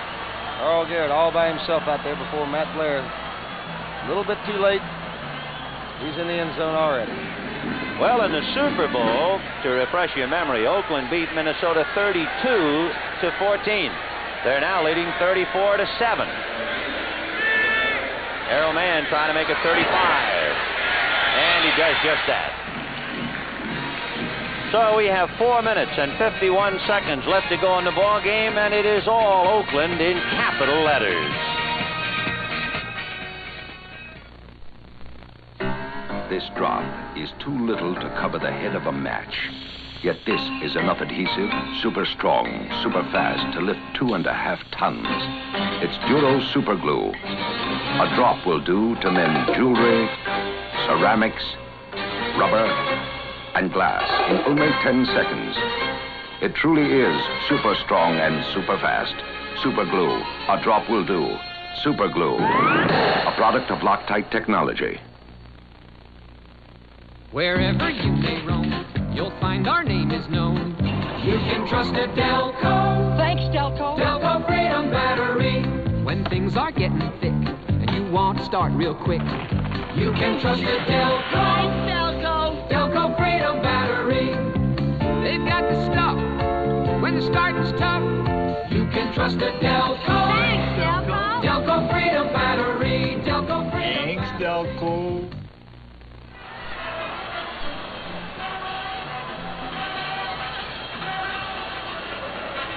Well, a picture's worth at least 1,000 words, although some of them are probably unprintable in the state of Minnesota. It is 35-7 Oakland, 4:51 left.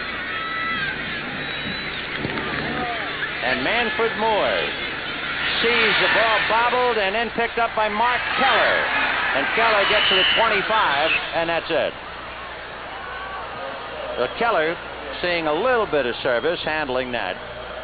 And here come the Vikes to put it in play, 1st and 10 on their own 26-yard line. Again, another report from the Los Angeles Memorial Coliseum. Atlanta gets on the scoreboard. However, the Rams leading handily 23-7 in the fourth quarter. 1st and 10 from the 26.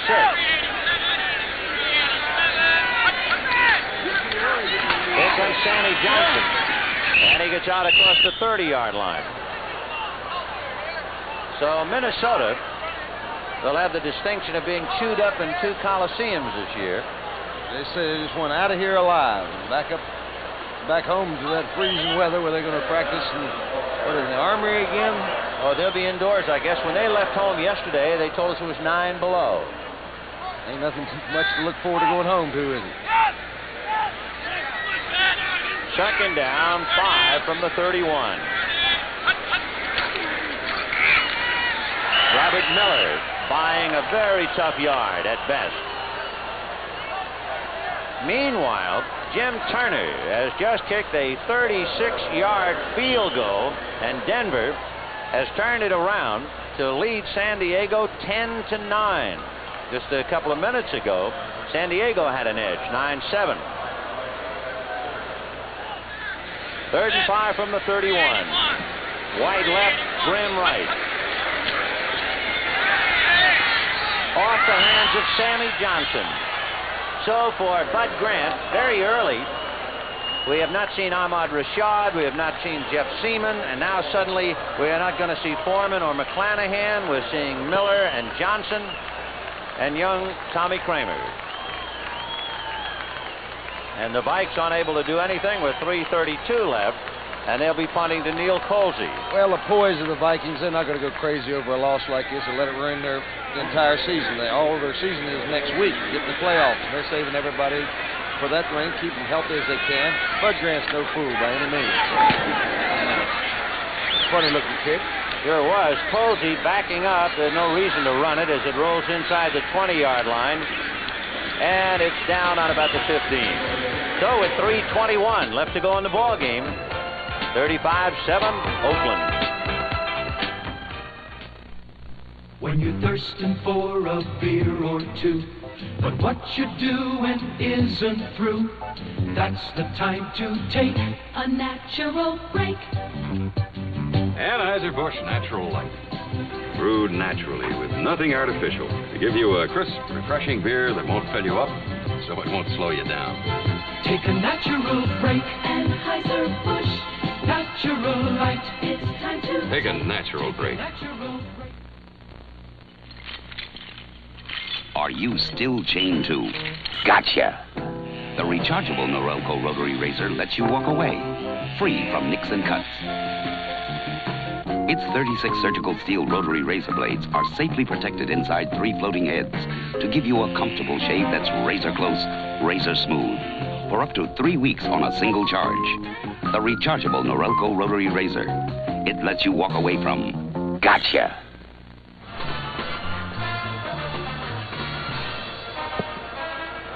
$35-7 Oakland with 3 minutes and 21 seconds left in the ball game.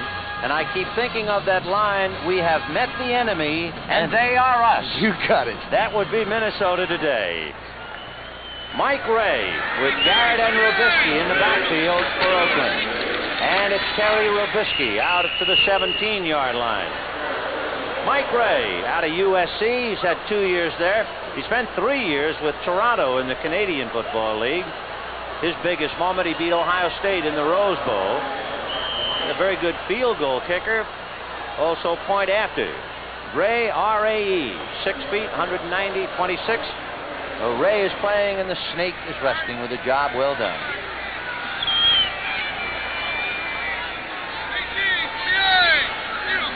Second and 8. And there goes Carl Garrett. Studwell almost stripped the jersey off him. So Scott Studwell, along with the rookie Tom Hannon, in on the tackle. Well, the Vikings getting some young men a little more experience, and Garrett will have to leave because of the torn jersey. Kenny Stabler, number 12 on the helmet, talking to Mark van Eeghen and also to Pete Banasak. And coming over is Carl Garrett. And there, the Minnesota defensive team with young man Scott Studwell in the middle playing for Jeff Seaman. Alan Page, Carl Eller, Jim Marshall. Been a long day for them. So it's a 2-minute warning. Oakland 35, Minnesota 7. This Christmas, give a Radio Shack Petable Portable. The plush animal with a radio hidden inside. To add to your surprise, the cost of our musical menagerie is only $10.95 to $15.95. They're battery-operated safe so young ones can take them to bed. And they're great show-offs in a teenager's room. So give the gift that plays all year, a Petable Portable Radio from the big assortment at Radio Shack. A Tandy Company. Ford introduces Futura, a dramatic combination of styling and technology for 1978 and beyond. Futura, designed by computer modeling and aerodynamic testing. It can provide excellent fuel economy and room for 5 passengers as well. Futura, designed for 1978 and beyond. Realistically priced for today. See your Ford dealer for a personal test drive.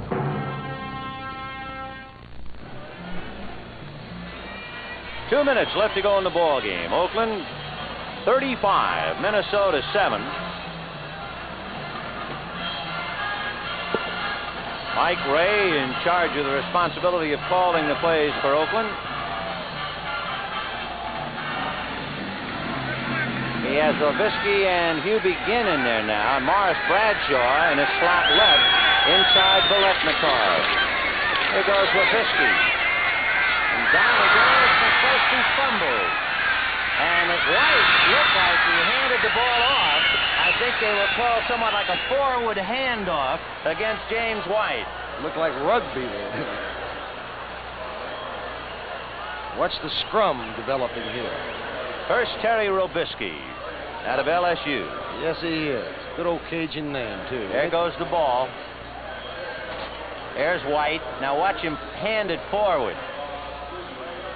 The scrum is on. Here we go. Here, somebody take Get this those thing. legs. Mulaney, you take it.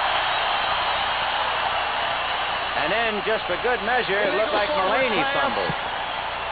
That's it.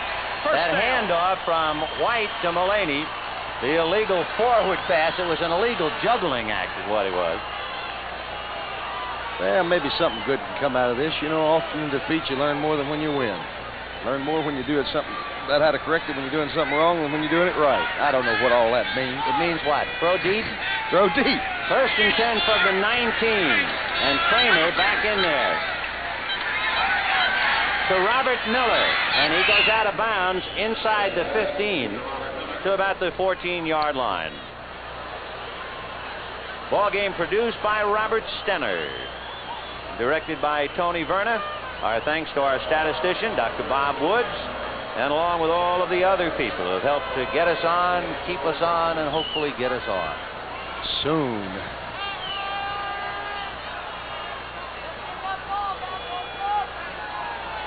to the 13-yard line of Oakland.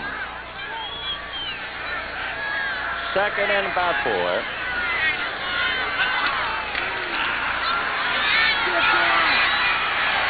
Matusak and Barnes chasing him out of bounds. So Kramer outrunning him for safety. Tommy Kramer, 22 years old, out of Rice. Now look at Kramer right now. Everybody's covered on the thing, and he is not running to try to advance a football. He is trying to get out of bounds before he gets killed. Exactly. That's simple and plain as that. Yes, thank you. With John Matusak at 6'7" and 270, the adrenaline was sure pumping. I don't know where I'm going, but I'm getting out of here. I'm making good time. So it's 3rd down and 2. From the 11, there's big John Matusak. You know, he once played for 2 teams the same week when he was down in Houston. Off the hands of Craig. And then Craig tackles Skip Thomas to make sure he couldn't catch it. Thomas saying, well, now isn't that enough? Take a look at it again. Tommy Kramer got a nice delivery right over the top. The ball should have easily been caught, but was not. Too late to nitpick now, isn't it? And how? 1 minute, 35 seconds left to go in a ball game that saw Oakland just keep recovering fumbles and pile up a 21-0 lead. Minnesota came back 21-7, had a pretty good drive going on, but then gave the ball up on a Minnesota interception by Oakland, and really the Vikings have not been heard from since.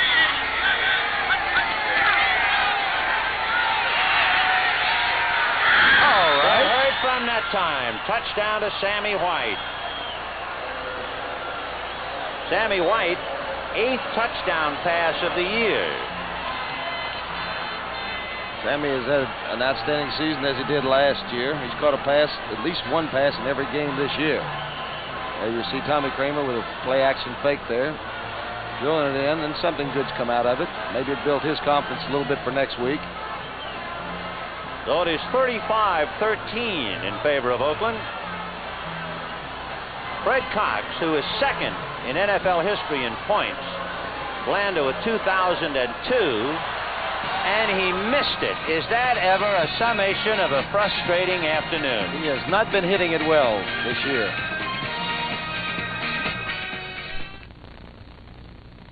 You want to start something? Darling, you want to start something? You want to start something? Start using Rayovac heavy-duty supercells. Better than ordinary batteries, because the long life formula keeps going long after ordinary batteries are dead. Can last more than 2 times longer. The life chart proves it.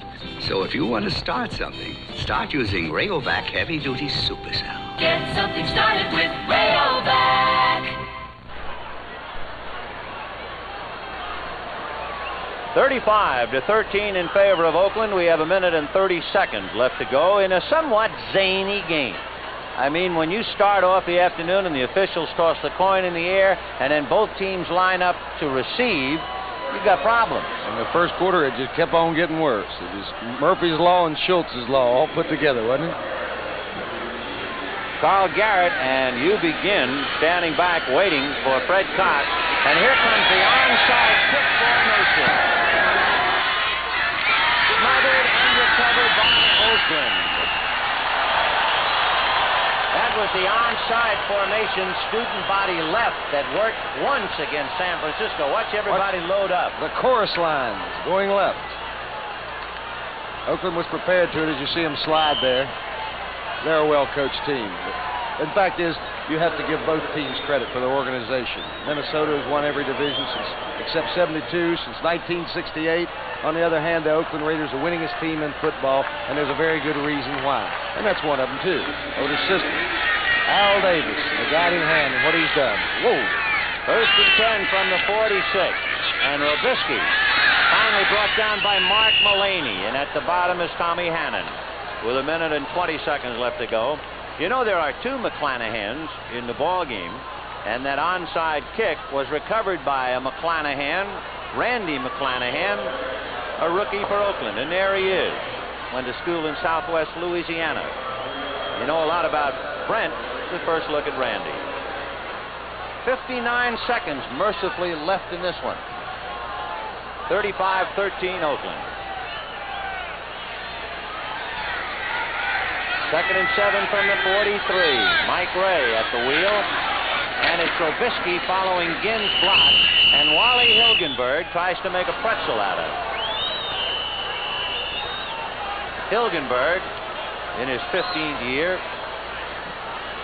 It's a tough time to be playing, especially if you're on defense with a losing team. Neither team wants to be on the field right now. They want to be in the locker room. Why get hurt in something like this? The game is already settled. Both of them got to look forward to next week. And hopefully the playoffs. And, of course, again, to repeat, Oakland, they are going to the playoffs as the wild card team. Their victory, coupled with New England's victory over Miami, and Madden and company, they're in business. What did Vince Lombardi say about that? Some of us will do our jobs well, and some of us will not, but we will all be judged by one thing, the results. And John Madden's results are, well, winningest coach in football. How about that San Diego? Update us on that, Ben. Well, the latest thing, Denver, at one time was behind. However, they are back to their old histrionics and dramatics, and this time Rick Upchurch just went 19 yards to put Denver out in front comfortably by 8 now, 17-9, and there's only 1 minute and 54 seconds left in that one. There's 37 left in ours, and Terry Rubisky with Sylvester leading the way. Picks up a couple. Steve Sylvester, number 66. He's a third-year man out of Notre Dame, and he's another big lineman. We're seeing a lot of people get some experience. Bud Grant has taken off his headset. He doesn't want to listen or talk to anybody. All in the dogs, the hunt is over, as someone once said. Stand around in the stands, go running through the hourglass. This one is history. And the Oakland Raiders continue their supremacy and mastery over the Minnesota Vikings as they take them apart 35-13. A great part of the Oakland victory because of Minnesota's fumbleitis. You got it. So this has been Scully for Alex Hawkins, and there's the final, 35-13 Oakland over Minnesota.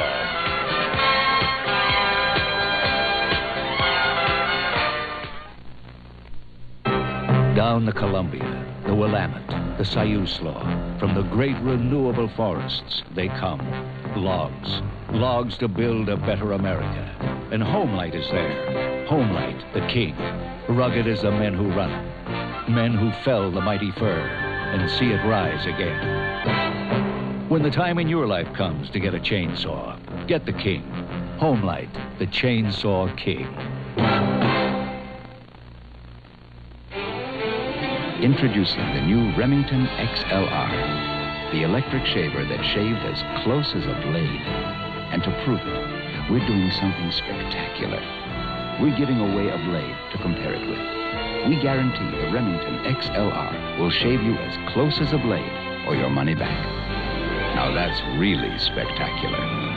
The Remington XLR shaves as close as a blade or your money back.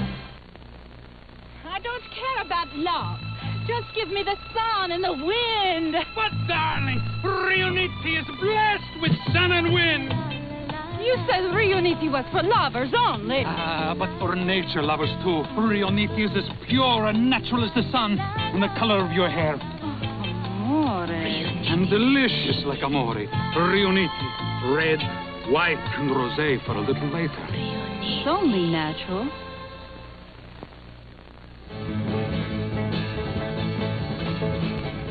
A minute 13 to go in Denver. They are beating San Diego right now. The score of that game is 17-9. The Broncos are about to wrap it up. Final score 35-13. Oakland over Minnesota. Los Angeles a winner 23-7 over Atlanta. Seattle beats Kansas City 34-21 is the final there. And look who won its first. Tampa Bay 33-14 over New Orleans at Hank Stram. Detroit in the closing seconds blocks a punt. Baltimore should have taken a 2-point safety and saved the victory. 13-10 Detroit. Buffalo over the New York Jets 14-10, an upset there.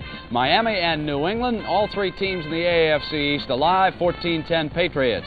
Cleveland loses to Houston, 19-15 the final. Chicago drives on toward the playoffs. And for Walter Payton, today he gained 144 yards. The New York Giants beaten by Philadelphia in the closing seconds, 17-14. Now let's check the standings and see if we can clear up a couple of major questions. Dallas wins. Home field. Washington has a chance as a wild card. They cannot beat Chicago if they tie the Bears, but they can beat Minnesota if they're tied with the Vikings. And in the Central, the key game is next Saturday night, Minnesota and Detroit. Greek, how do you make that one? Minnesota will be just slightly less than a touchdown favorite. The next day, Chicago, New York, how do you make that one? I'll be about the same, just a touchdown over. The Bears are in control. They'll be a wild card if they win. Los Angeles already in, Atlanta out because of the loss. Now over in the AFC.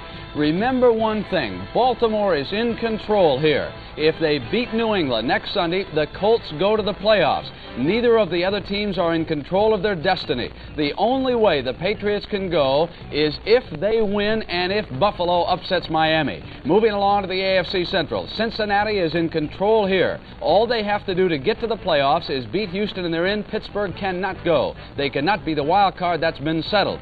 Denver wins. The wild card, the best second-place team in the AFC, goes to the Oakland Raiders. And the NFL today on CBS will continue with Phyllis George looking at a couple of his stories in just a moment.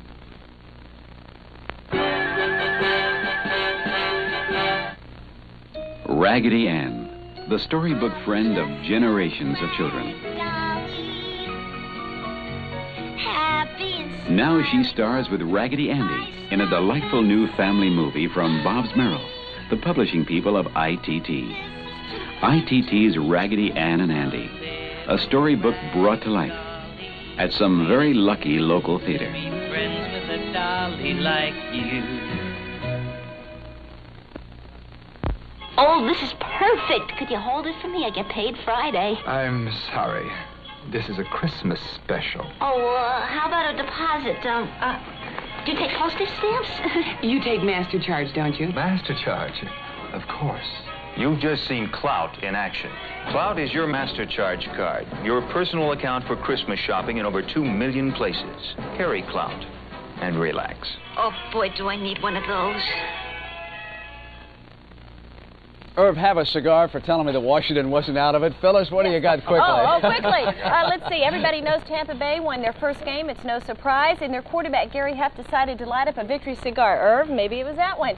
The problem was it was long and fat with a gold band. But Huff said that he had been carrying it around so long that it was stale. Would somebody please give Gary Huff a fresh box of cigars? That's how he acts. For Jimmy the Greek, Irv Cross, and Phyllis George, I'm Brent Musburger, and we certainly hope that you've enjoyed Sunday afternoon watching football on CBS. This is CBS.